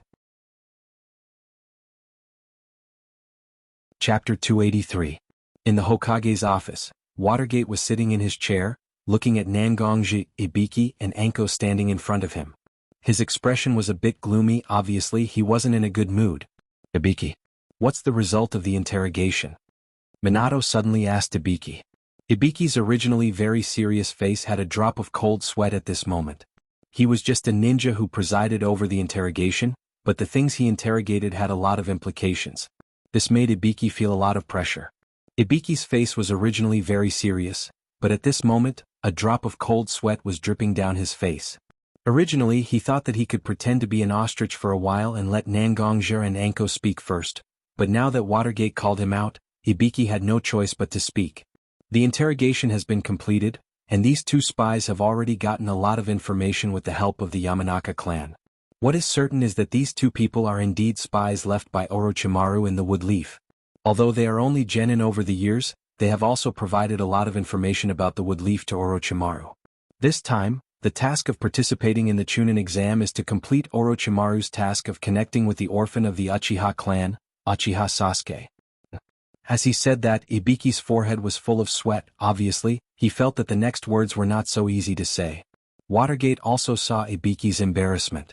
According to Watergate's usual temperament, he wouldn't force Ibiki to say the next words, but obviously at the moment when the Woodleaf was about to be invaded, Watergate's attitude was a lot tougher, and he said to Ibiki with a serious face, "Why are you hesitating? Just say what you want to say." Ibiki was also slightly frightened by Minato's seriousness at this moment. He forcibly suppressed the messy thoughts in his mind, cleared his throat, and seemed to be organizing his words.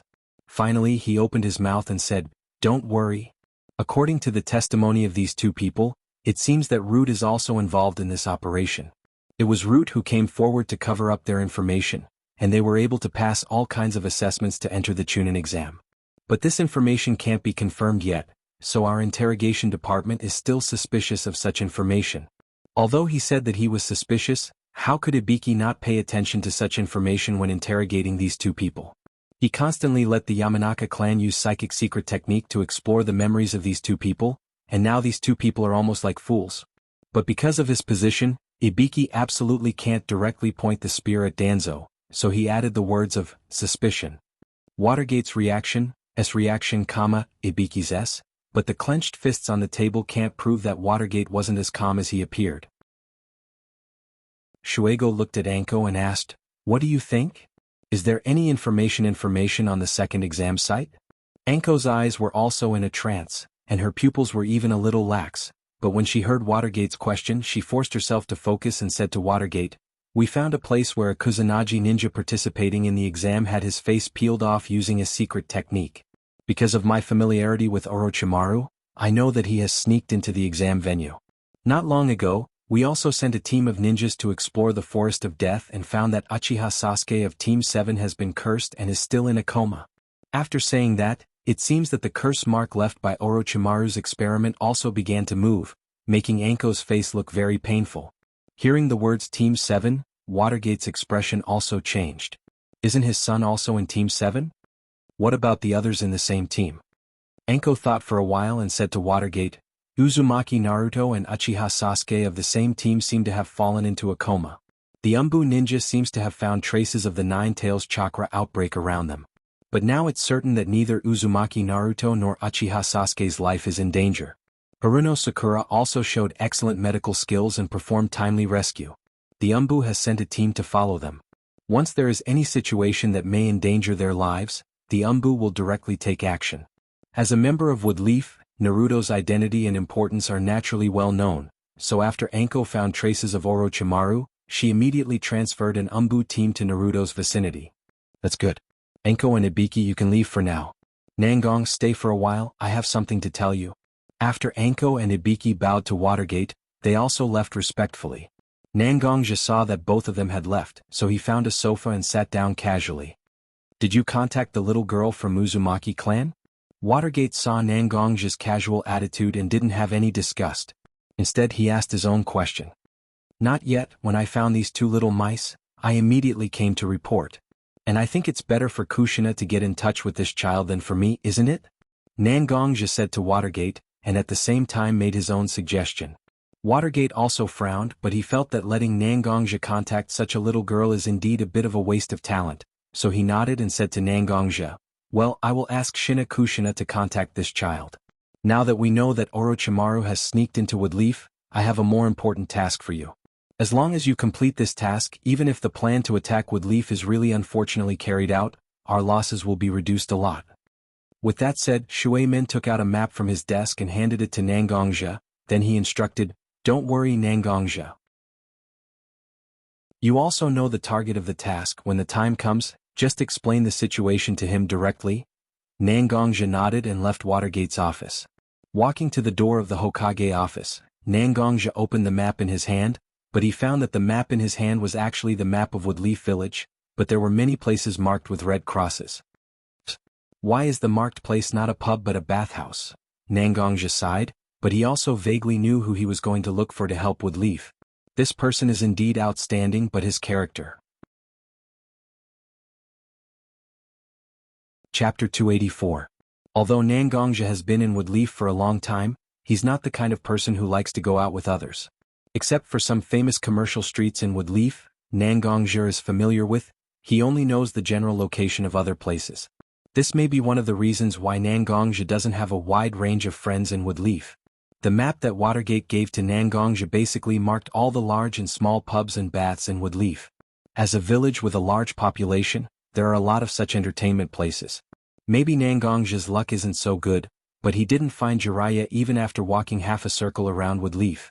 Nangongja also felt a little tired, so he casually sat on a bench on the side of the road and prepared to sit down and rest. Looking at the pedestrians in front of him and the surrounding green trees and fragrant grass, Nangongja suddenly felt very comfortable.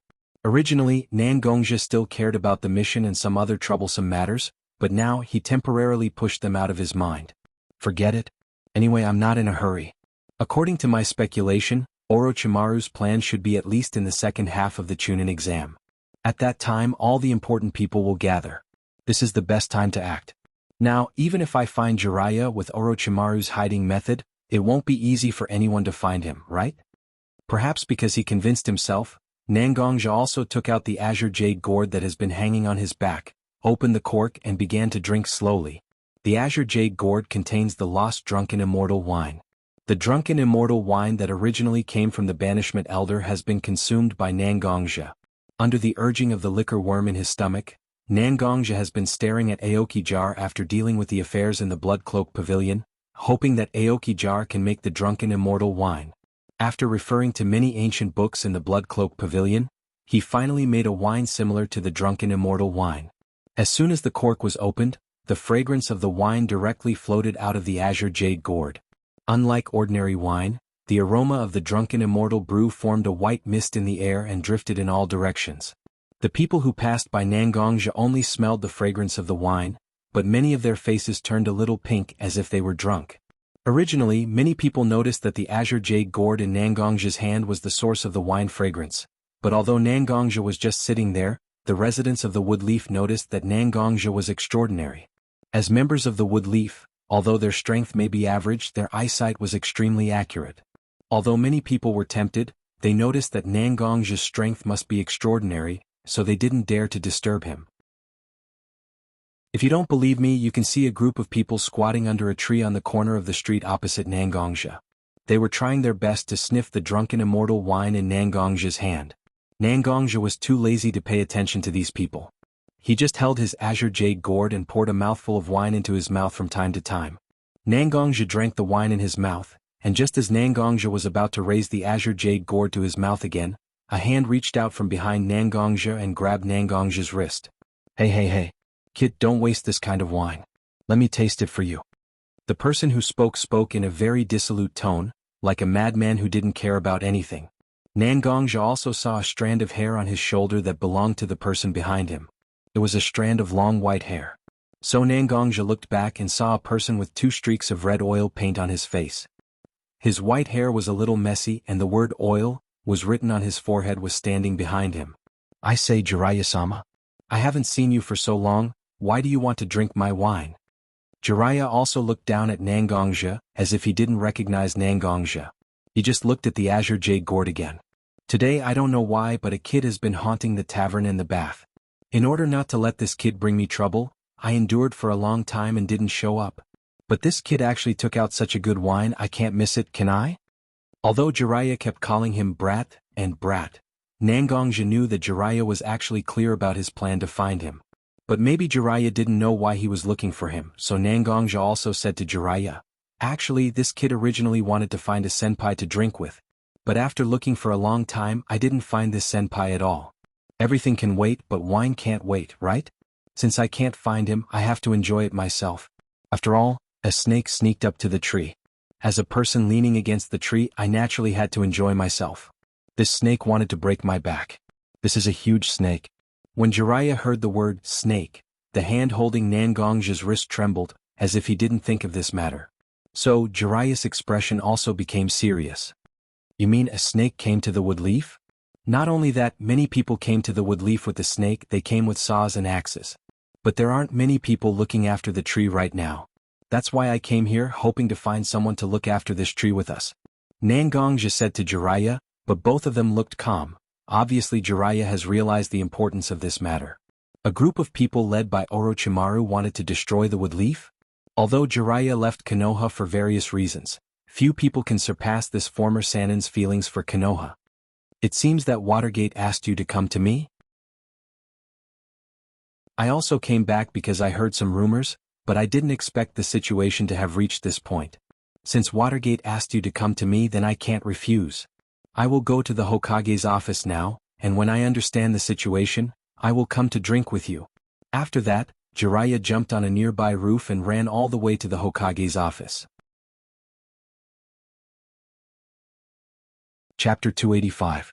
Looking at the Sasuke in front of her, covered with black tadpole-like runes and full of violent aura, Sakura only felt that the person in front of her was not the handsome Sasuke she knew at all. Are you, the one who hurt my teammates? Sasuke looked at the 3 Otogekyou ninja in front of him with a cruel look on his face.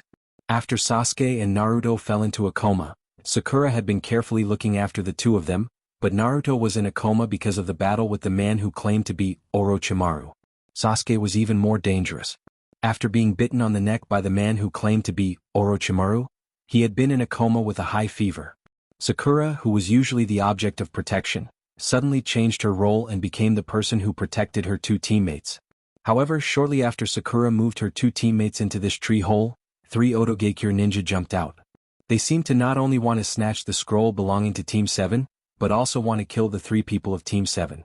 In order to protect her teammates, Sakura had to stand up and fight these 3 ninja. At first, these 3 people didn't think highly of Sakura and only sent one person to deal with Sakura. However, Sakura was trained by Kakashi and Nangongja after all. Not long ago, she strengthened her beliefs with the help of Nangongja. When the real battle started, Sakura directly suppressed the Otogekyou ninja who was sent to fight with her. Seeing that their teammates couldn't attack, the other 2 Otogekyou ninja couldn't sit still and joined the battle together. If it was a one-on-one, Sakura had the confidence to win. But when these 3 ninja came up to fight with Sakura together, Sakura could only barely protect herself. Under the special sonic attack of Otogekyou, Sakura also suffered a lot of injuries. Whether it was her nose or ears, they began to bleed. After that, Ino, Sakura's former classmate and one of her best friends, also jumped out with her teammates to help Sakura resist the attacks of these three Odogaikure ninja. The battle barely maintained a balance. At this time, Sasuke, who was still in a deep coma with a high fever, woke up. Moreover, Sasuke's body was covered with black runes from the initial bite, which made Sasuke's appearance look very strange. Sasuke's special state not only made Konoha's ninjas stop their movements, but also made Odogaikure's ninjas look surprised. Cursed Seal was not so unfamiliar to several people from Odogaikure. Among the ninjas of Odogaikure, the 5 ninjas of Odogaikure were all people with Cursed Seal. And Sasuke's body was now covered with black runes, which was the appearance of the first stage of Cursed Seal. This made the 3 ninjas of Odogaikure who didn't know what happened, a little dazed. But the ninjas of Odogaikure didn't move, but it didn't mean that Sasuke didn't move. At this moment, Sasuke's eyes have automatically turned into the 2 Tomo Sharingan state, and the 2 Tomo were spinning quickly. Sasuke only felt that his heart seemed to be ignited by a flame. When his eyes looked at the 3 Odogaikure ninjas who hurt his companions, the emotion of wanting to tear them apart couldn't be suppressed. So, Sasuke decided to dispel this feeling in his heart. Beyond his usual speed, Sasuke quickly came behind an Odogaikure ninja, grabbed the ninja's 2 wrists with his hands, and stepped on the man's back with his feet. Sasuke said to the ninja who was caught by him, "It was your hands that injured my companion, wasn't it?" Before the ninja of Odogaikure could respond, Sasuke had already pulled the man's arm in his direction with both hands. The huge force directly dislocated the ninja of Odogaikure's arm. Such severe pain made the ninja of Odogaikure scream loudly, and a layer of hazy sweat appeared on his forehead because of the severe pain. Such a miserable scream naturally reached Sasuke's ears, but such a harsh sound made Sasuke feel an indescribable pleasure. Sasuke's heart was eager to hear more of such sounds. But how could he increase the number of such sounds? Sasuke's eyes were a little puzzled, and he tilted his head slightly as if he was thinking. It didn't take long for Sasuke's eyes to light up. Letting go of the ninja's hands under his feet, Sasuke reached his hand to the ninja tool bag behind him, and a kunai was in Sasuke's hand. His eyes wandered around the body of the Odogaikure ninja under his feet. Finally, as if he had chosen a target, he directly inserted the kunai in his hand between the ribs of the ninja under him. Because it could avoid the ribs, the kunai quickly inserted itself deeply into the Odogaikure ninja. As Sasuke expected, the ninja did start to roar violently, but Sasuke gradually felt a little tired. Just this kind of roar was not enough for him to enjoy. Sasuke only held the handle of the kunai with his hand and began to rotate the kunai in his flesh. The width of the kunai was greater than the distance between the ribs, so when rotating the kunai inserted in the flesh, the Odogaikure ninja's ribs were inevitably damaged, and some broken bones were also inserted into the Odogaikure ninja's lungs. Whether it was the bone stubble inserted into the lungs or the kunai deeply inserted into the flesh, the Odogaikure ninja felt that breathing was getting more and more difficult, and there was a burning sensation in the lungs. The screams were getting louder and louder, but they slowly became smaller because of the hand on the lungs. In the end, only the sound of ragged breathing was left. Chapter 286. The Sound Ninja team was composed of 2 men and 1 woman, and the one whose hands were destroyed by Sasuke just now was a sound ninja named Sak. As ninja from Orochimaru's ninja village, although the 3 of them were a team, they didn't have the kind of mutual trust and interdependence that Wood Leaf's ninja team advocated. Instead, each of them was on guard. Between the choice of protecting their teammates and protecting themselves, they didn't hesitate to choose the latter. Just like now, the remaining 1 man and 1 woman in the Sound Ninja team didn't have the desire to save their teammates under Sasuke's aggressive gaze. Instead, they hoped that Sasuke could choose the other one of them to attack and then escape in the chaos. After watching for a long time, Sasuke turned his gaze to the female ninja named Gold among the 2. He twisted his neck and the cervical vertebrae made a crack sound. Sasuke was ready to make a move, but just as Sasuke took a step, a voice sounded behind Sasuke. "Enough. This Sasuke is not the person I know."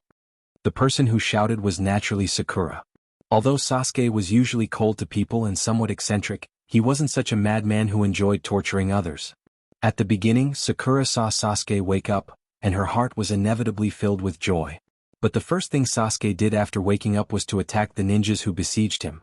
No, the word attack shouldn't be used, it should be abuse. Sasuke abused the ninjas who attacked Sakura, and as the abuser he didn't have the slightest bit of guilt. Instead, he seemed to enjoy the opponent's wailing and used various means to torture these opponents.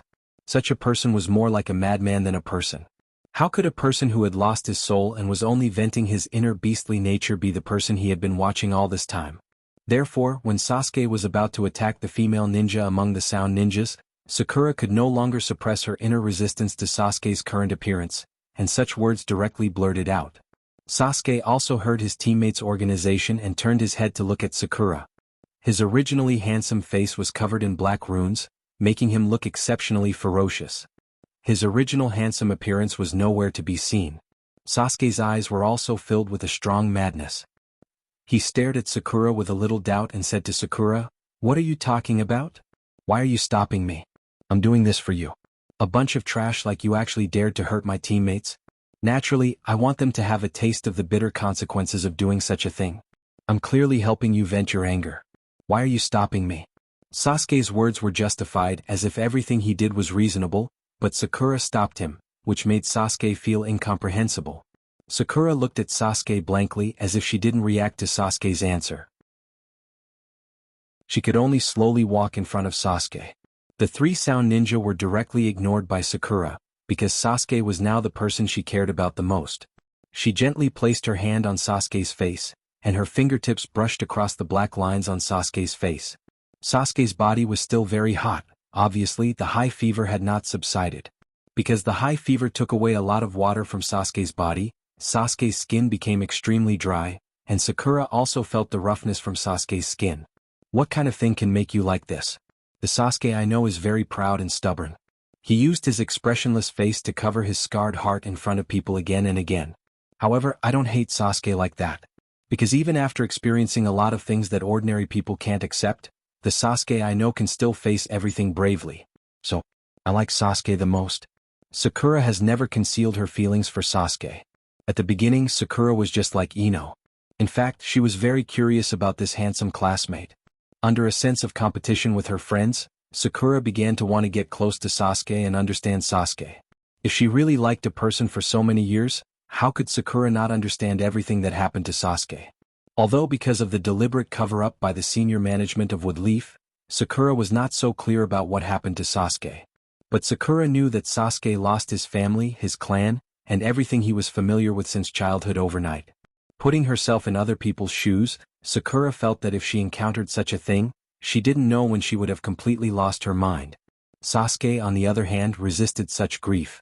Although he hid his true feelings and turned into a cold face, Sakura felt that she liked this strong boy more and more.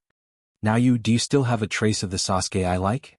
You completely indulged your desire to destroy and reduced yourself to a beast. When you cause harm to others, don't you also cut your own humanity piece by piece? Although we are ninjas, we have to be human first. No matter what happens, I only beg that the Sasuke I know can reappear in front of me, okay?" Looking at Sasuke, Sakura abandoned the original girl's reserve and shyness, and described all her feelings one by one.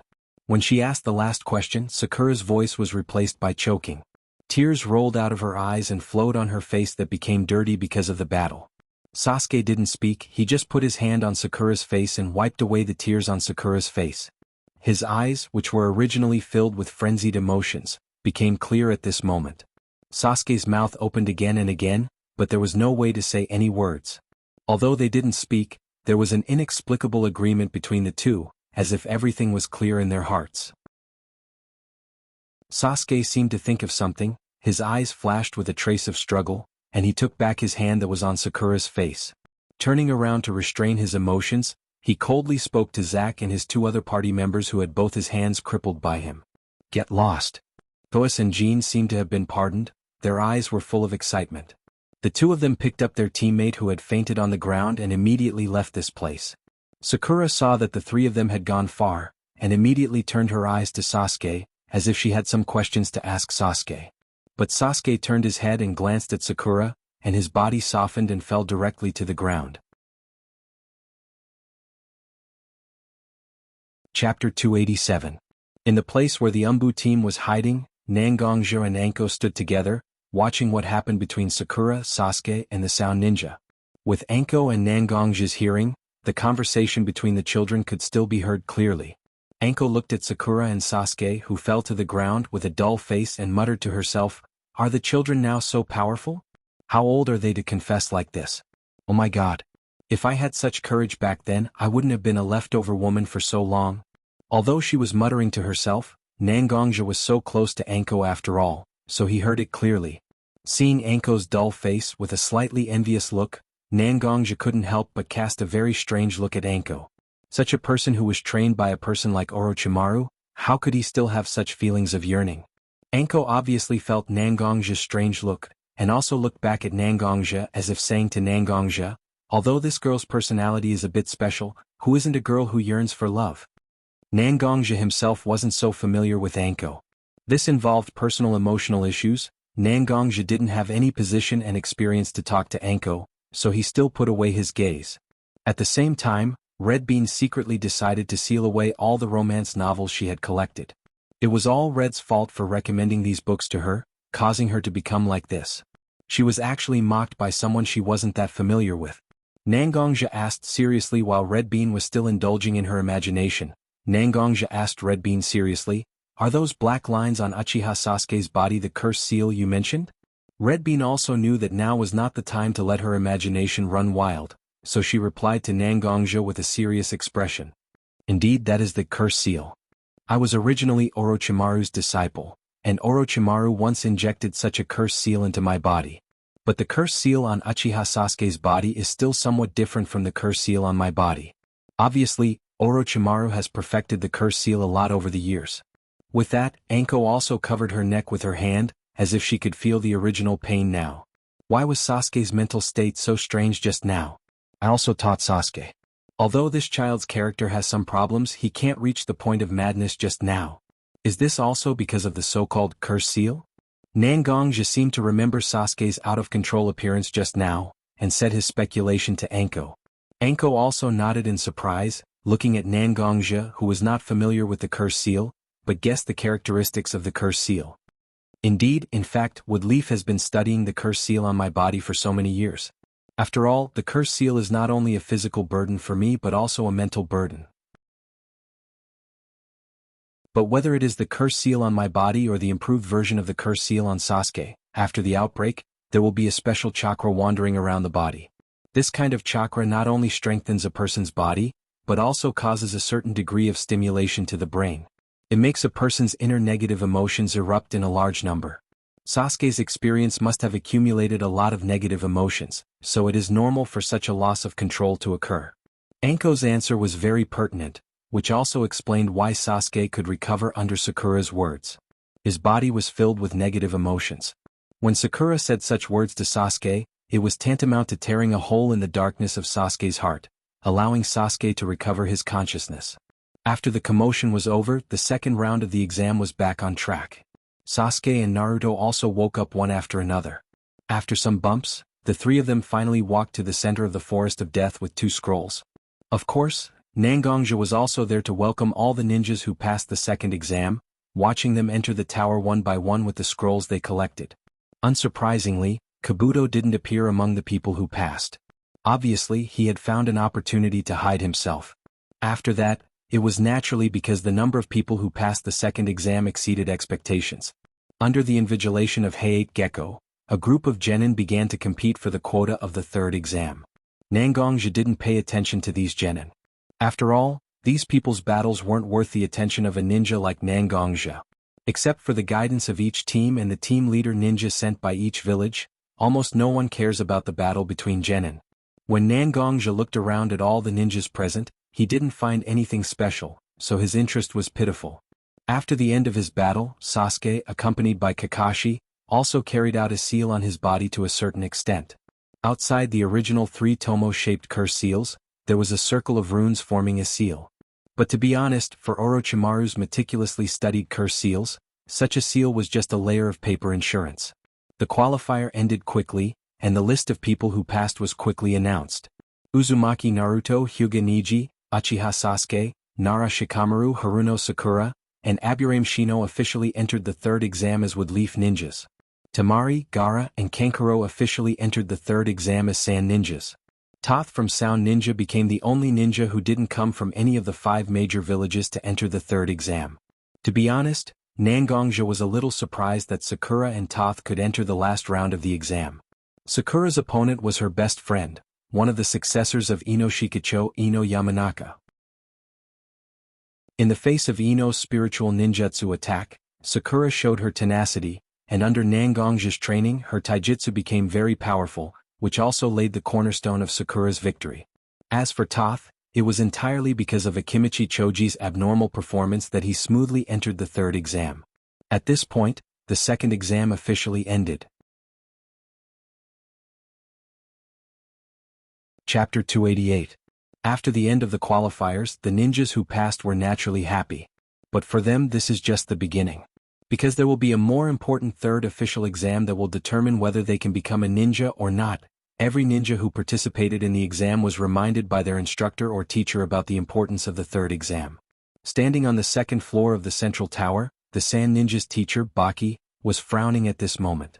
He seemed to be thinking about the 3rd exam, but who knows what he was thinking about. Tosu, who was qualified for the 3rd exam, looked around with a blank face because Otogekyur didn't have a teacher to come to the central tower to see who passed smoothly.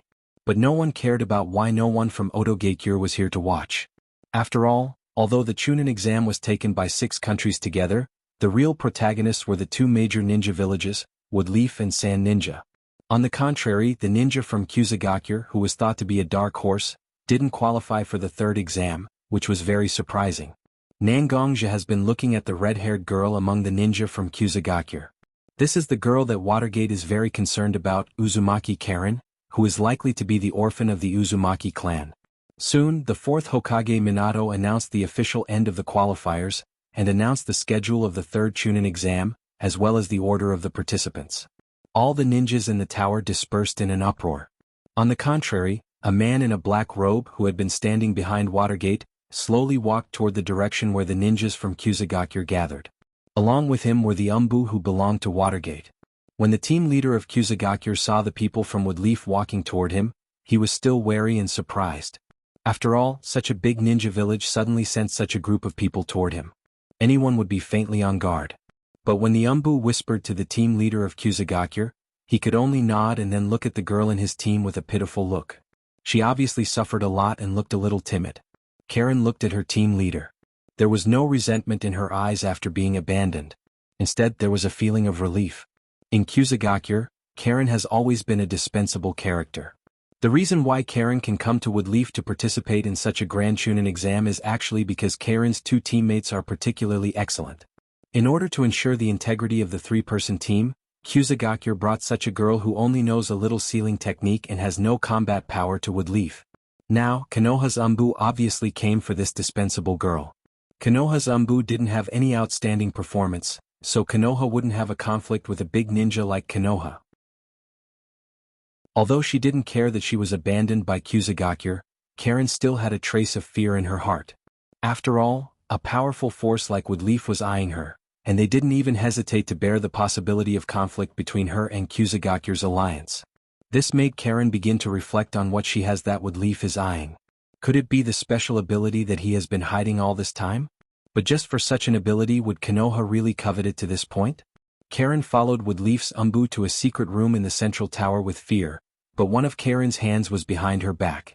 Although Karen doesn't think that she can compete with Woodleaf's Umbu, once she finds out that something is wrong, although Karen doesn't think that she can compete with Woodleaf's Umbu, she can still slit her neck to avoid humiliation. The man who had been wearing a black robe and hadn't spoken a word waved his hand. Several dark ops respectfully saluted and immediately retreated. Seeing that everyone had walked out, the black-robed man finally opened his mouth to speak. "Hello, Karen?" Unlike Karen's imagination, the man shrouded in the black robe is not a disgusting uncle, but has a very beautiful voice. This is a woman with a very outstanding life. As a ninja, the most basic ability to observe people's expressions, Karen instantly labeled the person opposite her in her heart. "You are?" Karen was very frightened and uneasy, but at this moment she doesn't know why, but a voice in her heart told her that she can completely relax in front of this person. This strange feeling made Karen feel that the person in front of her wasn't someone who could threaten her life. Instead, she felt more like a close relative that she was very familiar with. The black-robed woman standing in front of Karen also reached out with her slender hand to remove the black hood covering her face. The first thing that was revealed was a head of long red hair. Karen looked at the long red hair and felt so familiar because Karen also has such long red hair. Not only the color, but also the luster and texture made Karen feel that this long hair is the same as her own. The feeling of closeness in her heart became more and more intense with the smile on the face of the woman opposite her, making Karen even have the impulse to call her mother. I am your relative. I am a descendant of the Uzumaki clan. My name is Uzumaki Kushina. That's right, standing in front of Karen is Woodleaf's fourth Hokage, Watergate's wife, Uzumaki Naruto's mother, Uzumaki Kushina. Even Nangongja didn't expect that just after he gave such a suggestion to Watergate, Kushina directly appeared in the second exam, and even immediately found Karen after the exam. Hearing the name Kushina, Karen was stunned for a while. Uzumaki? An indescribable sadness surged from Karen's heart, as if a wanderer who left home finally returned to his hometown. The attachment and sense of belonging from the bloodline filled Karen's heart, and Karen's body uncontrollably walked toward Kushina step by step, and the eyes hidden behind the glasses were also covered with a layer of mist. Chapter 289. Kushina herself is a mother. When she saw Karen's tearful appearance, the motherly feeling in her heart instantly surged to her heart. Kushina thought of the difficult situation when she and Naruto were young. At that time, it was so difficult for her to raise Naruto alone. The girl in front of her, named Karen, seems to have parents who died very early, and she has always been bullied by other children in the village when she was in Kusagakure. Such a girl has experienced so many sad experiences, but she still lived to the present, which made Kushina feel very distressed for this child. Seeing Karen slowly walking towards her, Kushina walked directly in front of Karen in a few steps and hugged Karen in her arms. Karen didn't expect that the person opposite her would hold her in her arms directly. According to her usual character, she would push this person away directly, but Karen didn't have such an idea at all. Instead, she buried her head deeply in Kushina's arms, and didn't want to break free at all. In the original manga, Karen was directly loyal to Sasuke just because she was saved by Sasuke from a bear. No matter how Sasuke treated her, she never left him. It's not only because of a girl's attachment to Sasuke, but more importantly, because Karen has always been in a situation where she lacks someone to love her. When Sasuke simply gave a helping hand, Karen's affection for Sasuke soared in her heart. Compared to Sasuke, who has no blood relationship with her, Kushina, who has a blood connection with her and is full of motherly brilliance, that kind of attachment is simply beyond anything. Mom? Karen seemed to be intoxicated in a dream that was difficult to break free from, and she murmured to herself.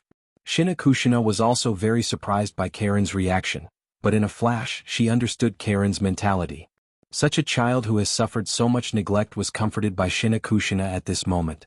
It was completely understandable that she would call out like this. Therefore, Kushina also put her hand on Karen's head, slowly stroking the red hair that was similar to her own hair, and said very gently to Karen, "Good child. Mom is here, don't be afraid of anything." In fact, Karen was also aware of her address. Calling out to Kushina like this also made Karen feel very scared. She was afraid that Kushina would say something to her that might hurt her heart. But Kushina's response made Karen's heart closer to Kushina. Her heart, which had been tightly shut, opened up in an instant. "Mom? Mom? Mom?" As if confirming, Karen shouted again and again. The more she shouted, the more tears in Karen's eyes. In the end, her small face was full of tears. Kushina wasn't impatient at all. She just responded, and her hands slowly stroked Karen's head and back, trying to make Karen feel comforted. Naruto looked at Watergate, who was sitting opposite him. His expression wasn't so good. After all, Naruto still had some conflict with his father in his heart. Watergate, who was sitting opposite Naruto, was very uncomfortable being looked at by Naruto like this. After all, this was his child. But being looked at with such hostility, no matter how optimistic Watergate was, it was still very uncomfortable. But Naruto still didn't understand his father's thoughts. He just put on a cold face and said to Watergate with a strange tone, "Aren't you so busy as Hokage today? He actually went home during the day. That's really rare." Watergate heard such words and didn't know how to answer. He could only scratch his head and say to Naruto, "Kushina seems to have something important to announce, so she asked me to go home quickly. Counting the time, we should be home soon."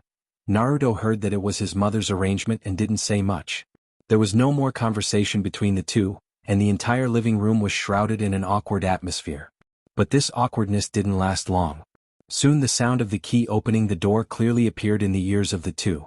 Knowing that their mother and wife had returned home, Naruto and Watergate also walked near the entrance, ready to welcome Shina Kushina home. The door was quickly opened. Shina Kushina saw Watergate and Naruto and said kindly, "I'm back." But Watergate and Naruto didn't look at Shina Kushina. Instead, they looked at a girl with conspicuous long red hair behind Shina Kushina. "Shina Kushina. You are?" Naruto didn't know Karen, but Watergate knew this child. Although he did let his wife contact this child who was also of the Uzumaki bloodline, he didn't expect Shina Kushina to bring Karen directly to his home. And Karen seemed to feel that Watergate and Naruto didn't like her, and she also seemed to faintly know the identity of Watergate. She also shrank her body behind Shina Kushina and said to Shina Kushina timidly, "Mom." Hearing such a title, Watergate and Naruto's eyes widened as if they hadn't reacted yet. And seeing the appearance of Naruto and Watergate, Shina Kushina's fiery temper was also directly displayed. Her long hair fluttered without wind and she said to Naruto and Watergate, "What's wrong? You don't like it? From now on, Karen is my daughter, the child of Minato and Watergate, and also the elder sister of Uzumaki and Naruto. Do you understand?" Although Shina Kushina had turned into the state of a blood-red pepper, Naruto and Watergate still didn't seem to have recovered from the shock. They still looked a little silly. Shina Kushina's forehead directly appeared with a big 2 character. Obviously, she was angered by the attitude of the two. She raised her voice and shouted at Watergate and Naruto, "Do you understand?" Watergate reacted faster than Naruto. He said to Shina Kushina with a difficult expression, "After all, this child is an official ninja of Kusagakure." Suddenly she was stopped by Woodleaf and even became the adopted daughter of Hokage. Isn't it a bit not good? Shina Kushina glared at Watergate then said, "That's your problem. From now on Karen is my daughter. No matter what you do, Karen will never leave Woodleaf." After saying that, she directly took Karen's hand and led her into the house.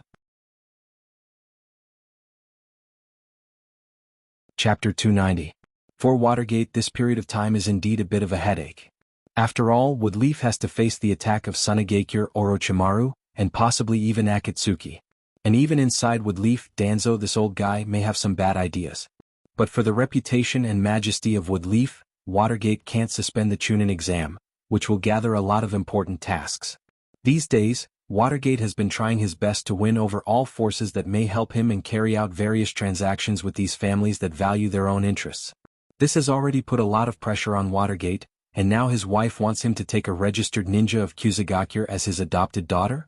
Watergate's head is about to explode, but in the face of his wife's request, Watergate has no way to refuse. There is no way, he can only find ways to solve these problems by himself. Naruto, on the other hand, was even more dumbfounded. How did he get such a cheap sister without knowing it? And looking at Karen's appearance, she is too similar to his mother.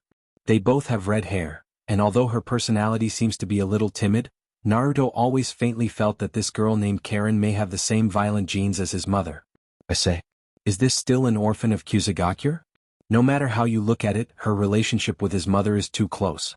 Naruto turned his eyes to his father, and his heart was not without malice, wondering whether this girl is his mother's illegitimate daughter. Naruto's strange eyes were completely seen by Watergate. Watergate, who was very impatient, really exploded at this moment. Without the original feeling of guilt for his son, Watergate directly punched Naruto's head. The huge force directly made Naruto's eyes become teary, and he looked at his mother for help.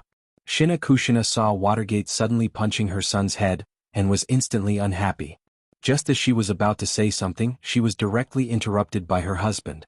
"I will go to the Hokage's office and communicate with the team leader of Kusagakure Ninja. If I can't make Karen our daughter, I won't come back." His words were sonorous, and directly let Shina Kushina see his determination. After seeing Watergate's serious expression, Shina Kushina was also very happy. Shina Kushina knew the current situation of Woodleaf. She also knew that if she brought a Kusagakure ninja like Karen to her house and became Hokage's adopted daughter, not only would she be opposed by Kusagakure ninja, but it was also likely that the group of old guys in Woodleaf would also come out to protest. However, Watergate still took this matter and even said such harsh words. The matter of her son being punched was directly thrown to the back of her mind, and she even happily ran to Watergate's side and kissed Watergate. Naruto originally thought that he understood his mother enough to see his mother teach Watergate a lesson, but when he saw his mother kissing Watergate, he directly saw Shina Kushina kissing Watergate. He could only look at his mother with a sad face, as if he wanted to remind his mother that he was just abused. However, Shina Kushina directly ignored Naruto's gaze. Instead, she kindly pulled Karen to the second floor of the house, as if she was going to find a room for Karen to use as her bedroom. She even seemed to be preparing to take Karen to Woodleaf's Commercial Street to buy some clothes and daily necessities for Karen. In contrast, Naruto was simply picked up. In Nangongja's house, Sakura came to visit. Even Yabi came with her daughter, and they even carried a lot of gifts in their hands. Obviously they had something to ask. Of course, Nangongja couldn't not give face to Yabuki, who took care of him a lot. He also kindly welcomed Sakura and Yabi into his house and prepared tea for them. The three of them sat in the living room of Nangongja's house. Sakura looked at Nangongja and hesitated for a long time, but she didn't say anything. Yabi saw her daughter dilly-dallying and said to Nangongja with a smile on her face, "Je is becoming more and more powerful. He is already a senior jonin in Woodleaf. Even Sakura's current guidance can't be compared to Je's. I also heard that Je often goes to the Hokage's office. It seems that he has a good relationship with Yondaime Hokage, right?" Nangongja suddenly heard Yabuki's flattering conversation with him, and for a moment he couldn't react. He could only quickly and humbly say to Yabi, "You flatter me, everyone has their own strengths and weaknesses. Kakashi is an excellent ninja, and his mastery of ninjutsu is also very profound. If I really have a life and death duel with Kakashi, I can't say that I can win against Kakashi."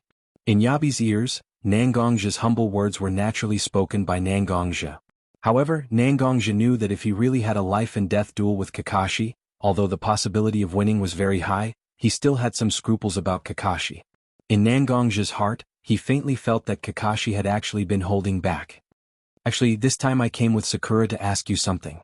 I just don't know if you have time. After all, Hokage-sama should have given you a task, right?" Yabi knew that if she and Nangongja continued to flatter and be humble, who knows when they would end. Taking advantage of her relatively close relationship with Nangongja, Yabi also directly tested Nangongja. When Yabi's words came out, Nangongja's face also became serious, and he seemed to be a little unhappy as he said to Yabi, "Yabuki, you're wrong. Although my strength has indeed improved a little over the years, I'm still the Yabuki that you took care of when I first came to Woodleaf. No matter what it is, Yabuki can directly tell me. As long as I can do it, I will naturally not refuse." After hearing Nangongja's words, Yabi also relaxed and said to Nangongja, "Sakura was lucky during the Chunin exam and entered the third round. I think that since Sakura can enter the final round of the Chunin exam at this age, naturally she can't give up such an opportunity. There is still some time before the third round of the Chunin exam. I was wondering if you could spare some time to guide Sakura and give her a little more possibility of becoming a Chunin."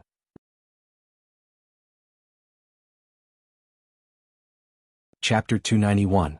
Hearing Yachue's words, Nangongja also understood what she meant. All parents in the world are worried about their children. Originally, Yachue and Nangongja had a sibling relationship, and they had never asked each other for help for their own matters. This has a lot to do with the character of Nangongja and Yachue. Nangongja himself is a very stubborn person. When he encounters trouble, he will first think about how to solve it with his own efforts. Although Yachue was a woman and she wasn't a ninja, she relied on her own strength to support her own clothing store in Konoha, and she has always been very strong. But such a woman is now begging him for her daughter. Although Nangongja has a variety of troubles to solve during this time because of Watergate, most of the things are on the right track, and Nangongja doesn't need to participate more. Dealing with Danzo is a big matter. Although there is a certain amount of evidence, it is not enough to directly overthrow Danzo. Unless Danzo is caught in the act, there is no threat to Danzo at all. Originally, Danzo and the Hokage clan have reached the point where they have not openly fallen out with each other. The three generations have a lot of information about Danzo, but they still let Danzo live well. This also proves that it is difficult to overthrow Danzo. Therefore, for Nangongja, there is still a certain amount of leisure time. It is not difficult for him to agree to Yachue's request to guide Sakura. As long as he talks to Watergate, he believes that Watergate will not refuse such a request. After thinking about these things, Nangongja also had a little smile on his face and said to Yachue, I thought it was something, isn't it just to guide Sakura? I watched Sakura grow up. For me, Sakura is no different from my own nephew. Kakashi, because of his relationship with the Uchiha clan, will definitely train Sasuke, and Naruto, his father, will take care of him. Only Sakura has no one to help guide her. I naturally have to take this responsibility. We are all ninjas of Team 7, we can't let others look down on our Sakura, right? Nangong's words directly placed Xiao Ying in the same position as his family. These words naturally made you feel exceptionally comfortable when she heard them. Xiao Ying also suppressed the obvious anxiety on her face and relaxed a little. She was not worried at all. She was worried that Nangong's family would be in the same position as Xiao Ying.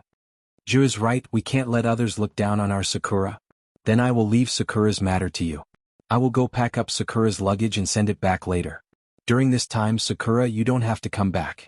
Just stay at your Uncle Nangong's house and let your Uncle Nangong teach you well. Yechue followed Nangong's words and said such words to her daughter. Hearing her mother actually let her live directly in Nangong's house, Sakura, as a girl who already understood some differences between men and women, was actually somewhat conflicted. But in order to get closer to Naruto and Sasuke, Sakura also forcibly cleaned up her mind. After all, Nangongja was her uncle, and it was understandable for her to live in her uncle's house for a while, right? So Sakura also nodded and agreed with her mother's statement. Nangongja knew that this matter had been settled.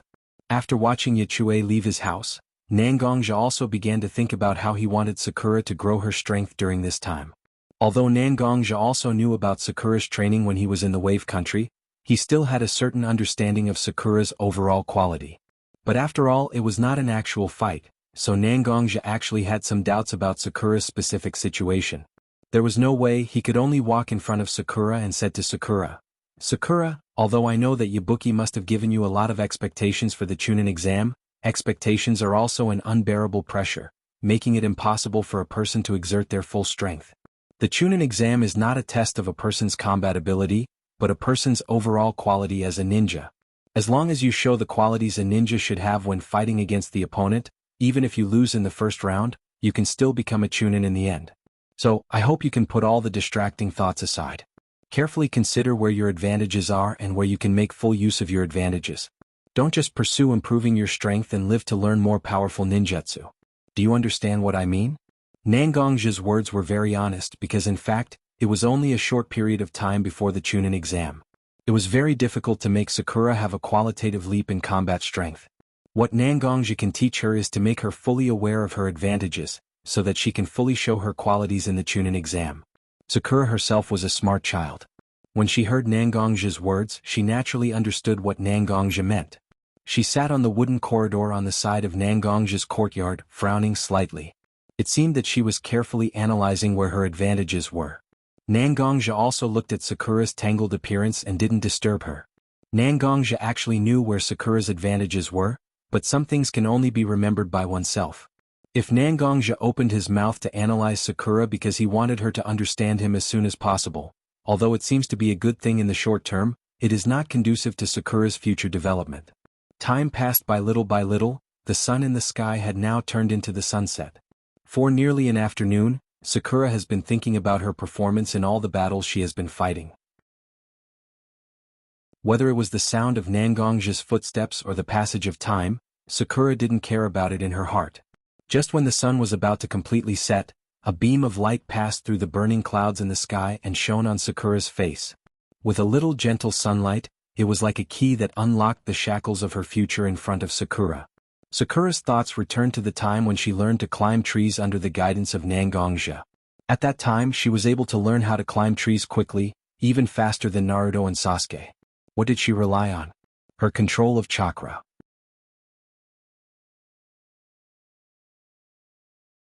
Chapter 292. Sakura's originally gloomy expression became full of vitality at this moment. Although Nangongja seemed to be minding his own business, he was actually paying attention to Sakura's situation. When he found that Sakura seemed to understand her advantage, he also squatted beside Sakura with a gratified smile. "How is it, have you thought it through?" Hearing Nangongja's words, Sakura didn't know when her uncle squatted beside her. She raised her small face and nodded excitedly at Nangongja. Nangongja smiled and placed his hand on top of Xiao Ying's head. He then stood up and walked into his courtyard before he said to Xiao Ying, "You're right. I think you have also discovered that your advantage is your fine control of chakra. For traditional ninjas, chakra is the most important foundation for their strength. Some people have a great accumulation of chakra, such as Naruto. Some people have a great flexibility in using their chakra on ninjutsu, such as Sasuke. And you are the last type, that is, you have a fine control of your chakra. Among Konoha's most famous Sannin, there is also a person with similar qualifications as you. She is the descendant of Konoha's Senju clan, Tsunade, known as Tsunade Hime. She honed her control of chakra to the point of perfection, and invented a technique called monstrous strength. I once fought with Tsunade-sama on the same battlefield during the Shinobi World War. At that time, I also saw how terrifying Tsunade-sama's monstrous strength technique was. But because monstrous strength is Tsunade-sama's technique, I have no way to fully understand its mystery. But over the years I gradually discovered a technique that is similar to monstrous strength, and I call it one-inch punch. When Nangongja was talking to Sakura, Nangongja noticed that Sakura's eyes were getting more and more confused. She didn't have any special reaction when she heard Tsunade's name. Nangongja knew that Wood Leaf Ninja School didn't have any basic knowledge for such strong ninjas. Speaking of which, when they were in the Forest of Death, Team 7 was attacked by Orochimaru. Orochimaru didn't hide his identity at all. He used a variety of iconic ninjutsu, and even showed his face to these ninjas. But whether it was Sasuke, Naruto, or Sakura, they seemed to have never heard of Orochimaru's reputation as one of the Sannin. Well, it's time for me to talk to Watergate and ask the ninja school to teach the students the most basic ninja courses. It's not enough to just learn some theories, Nangongja murmured to himself, and then explained to Sakura about Tsunade's position. After talking for a long time, Sakura finally figured out Tsunade's position in Konoha. Then she blinked her bright eyes and looked at Nangongja. She wanted to learn the one-inch punch that Nangongja just said had the same effect as monstrous strength. Walking to the middle of the courtyard, Nangongja slightly posed a more casual starting position. His body was slightly squatted, one hand was clenched and placed on his waist, and the other hand was placed in front of his body like a palm, with the fingertips facing forward. Whether it's monstrous strength, or one-inch punch, it's actually a technique to compress strength. It's just that monstrous strength is a technique to compress chakra, and one-inch punch is a technique to compress your own body strength. Stomp the ground, twist the waist, deliver the punch and push the shoulder. When you're not familiar with one-inch punch, you have to follow this order to exert strength. While talking, Nangongja also started to demonstrate to Sakura according to the order he just mentioned. His whole body looked loose and even the fingers of his palm were not close together. But the moment Nangongja achieved the shoulder punch, his originally loose palms seemed to involuntarily clenched under the force of his own body, and he threw a punch in front of himself. A very clear sound of air exploding appeared in Sakura's ears. When the little girl was studying in the ninja school, the teachers would basically only let her do some very inefficient physical training and teach her some of the most basic fighting routines. The ninja school wouldn't teach such a relatively secret method of exerting force, nor could they teach her anything. Now that she saw Nangongja's exquisite method of exerting strength, Sakura quickly understood the mystery of it. Uncle, this method of exerting strength seems to be very suitable for girls. Seeing that Sakura actually saw the mystery of it, Nangongja also felt that it was the right choice to teach Sakura this kind of technique. Maybe in the hands of Sakura, this kind of little technique can play a great role. Indeed, for girls this kind of technique is extremely suitable. In terms of body structure, the strength of women is inferior to men, but women also have a high degree of control in some more subtle areas. And, one-inch punch, this kind of technique, is to gather the strength of the whole body, and then use it in an instant. Women are indeed more suitable. At the beginning I originally planned to teach this kind of technique to your sisters, but little Linger prefers to use ninjutsu, your Roa Nei-san has her own boxing routine, and your Mashiro Nei-san doesn't seem to be interested at all. It can't be helped, this technique has always been in my heart, and it didn't come in handy. But I feel that Sakura, you will be able to flexibly use this technique in your own battle. You can even do it better than me. Even if you don't have as many steps as I just said, you can still use one-inch punch, based on your own understanding. Not only on your fist, you can use this technique in many other places. Sakura suddenly heard Nangongja's expectations and she was very happy. When a person can get the approval of others, that kind of happy expression is difficult to hide. Uncle Nangong, I know. I will practice well and not let you down. In the third exam soon, I will also let Naruto and Sasuke see that I can also become stronger. If they slack off, maybe I will walk in front of them.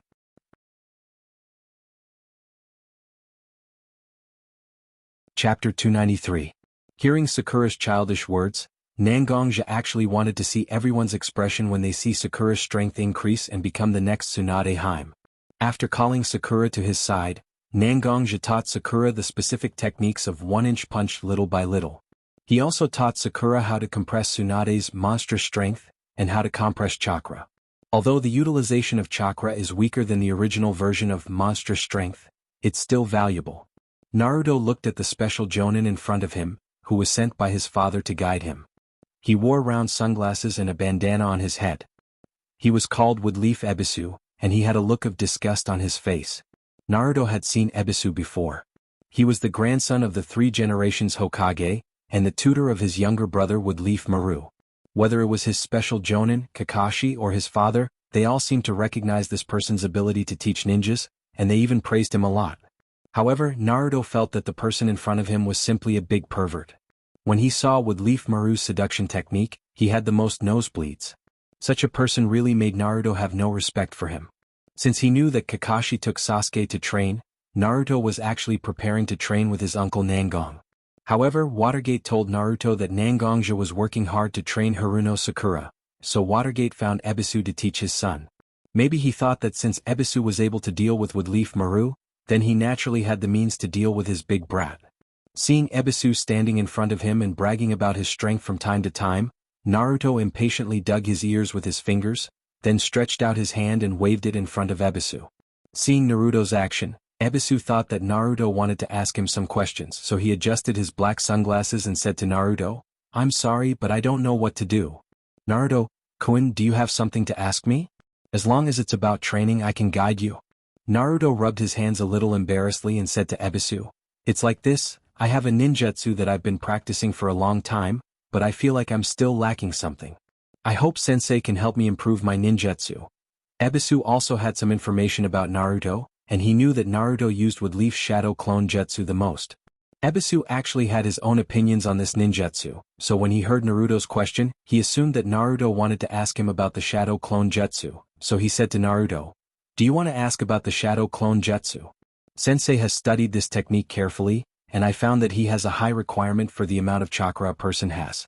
If you're not careful, you'll waste a lot of chakra so you can..." Looking at Ebisu, who was still talking, Naruto didn't care about what Ebisu said.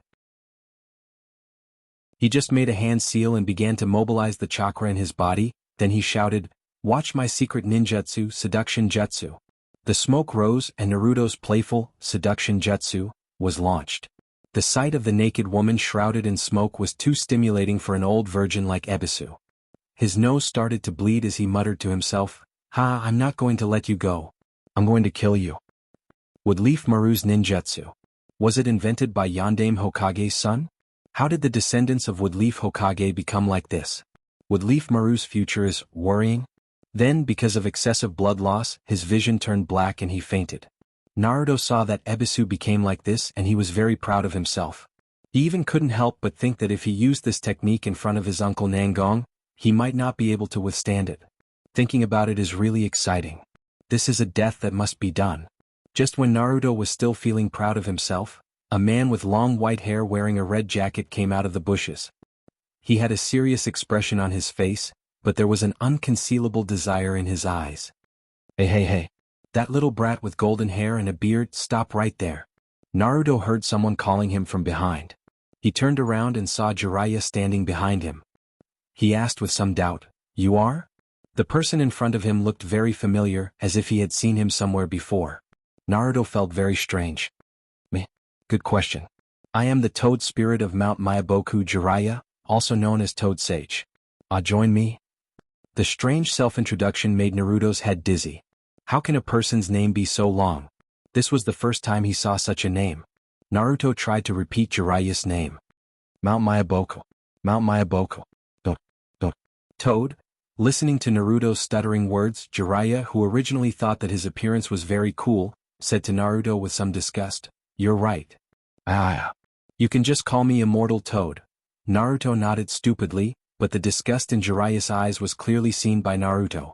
With a certain deliberate nature, Naruto pointed to Jiraiya's nose and said, "Jiraiya.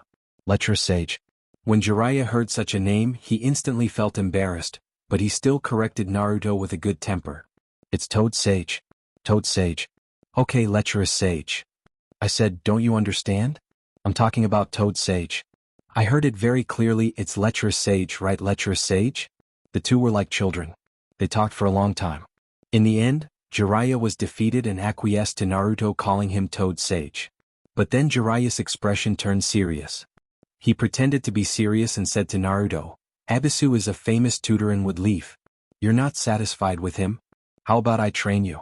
Looking at you, you should be a candidate for the Chunin exam. You will suffer if you don't have a good teacher to train you."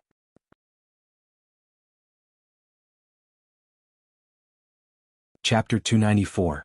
Naruto didn't live a carefree life since he was a child, and his heart was extremely sensitive.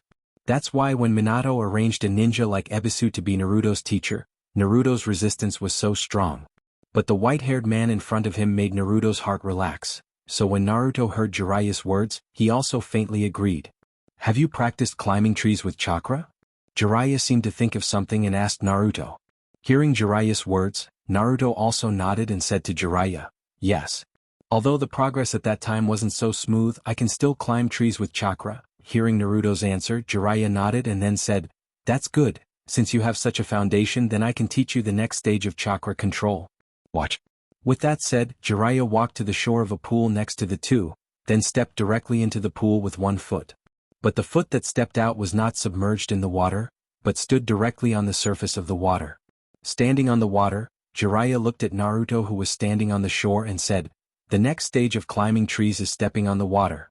Compared to the tree trunk, which doesn't change in texture, the water surface will make it more difficult for people to stand on it because of its fluidity.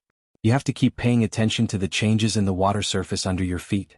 Only in this way can you successfully stand on the water surface. Come on, give it a try." With that, he waved to Naruto. Naruto also felt that standing on the water surface was very powerful, and he was eager to try standing on the water surface himself. So he stood on the shore, closed his eyes, and began to mobilize his chakra. After a while, it seemed that he was ready. Naruto stepped on the water surface with one foot. Under the effect of chakra, Naruto's foot also stepped directly on the water surface. The beginning was very good, and Naruto's heart also had more confidence. Then he stepped on the water surface with his other foot. But after a while, Naruto's body began to shake, and finally, he sat down in the water. "It's okay, don't worry. We can take it slow. This kind of training, even smart people can't complete it directly. What you need to do is to let your body remember this feeling, and then start to mobilize the right amount of chakra yourself. This requires a lot of practice." Jiraiya didn't scold him as Naruto imagined. Instead, he comforted him very gently. And Naruto was a determined person. Since he encountered a problem, he naturally had to work hard to solve it, right? So Naruto also nodded and began to practice on his own. But some things can't be solved by constant effort. He tried again and again but failed again and again. Jiraiya was also observing Naruto's practice.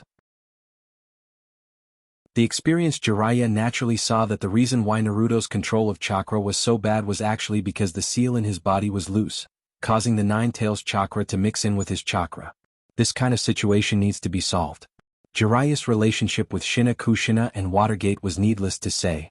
He was also very close to this child who was like his grandson, so Jiraiya secretly began to think about how to help Naruto. It stands to reason that he should ask Shina Kushina, because Shina Kushina was the last Nine Tails column force, but he didn't know why Shina Kushina and Watergate didn't help Naruto solve this problem, which made Jiraiya very puzzled. "Naruto, come here." Looking at Naruto, who had been working hard, Jiraiya waved his hand and called Naruto to his side. Naruto came to Jiraiya's side with a puzzled face and said to Jiraiya, "What's wrong?" "Lecture sage. I'm still working hard, why are you calling me? And, where did you find out my name?" That's right, Naruto didn't introduce himself to Jiraiya before, but Jiraiya directly called out his name, which made Naruto very puzzled. Jiraiya also realized that he was exposed, but this was not a problem at all, so Jiraiya said to Naruto, "Of course I know you, otherwise why would I help you train? My name is Jiraiya, I'm your father, Watergate's master. You are my grandson. I also heard your name from your father and mother, but this is not the point. I have something to ask you." Naruto heard Jiraiya's question and nodded, wanting to hear what Jiraiya wanted to ask him. I want to know, do you know what is in your body? Jiraiya asked very straightforwardly, directly asking whether Naruto knew that there was a nine-tails demon fox in his body. Naruto's face changed when he heard Jiraiya's words. Whether it was his mother or his father, they told him again and again not to let others know the existence of the seal in his body, but now Jiraiya directly asked, which made Naruto's vigilance soar.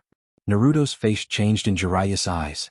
Jiraiya told himself that he should take out some evidence to prove his identity to Naruto, so he also took out the huge scroll that he had been holding on his waist and unfolded it for Naruto to see.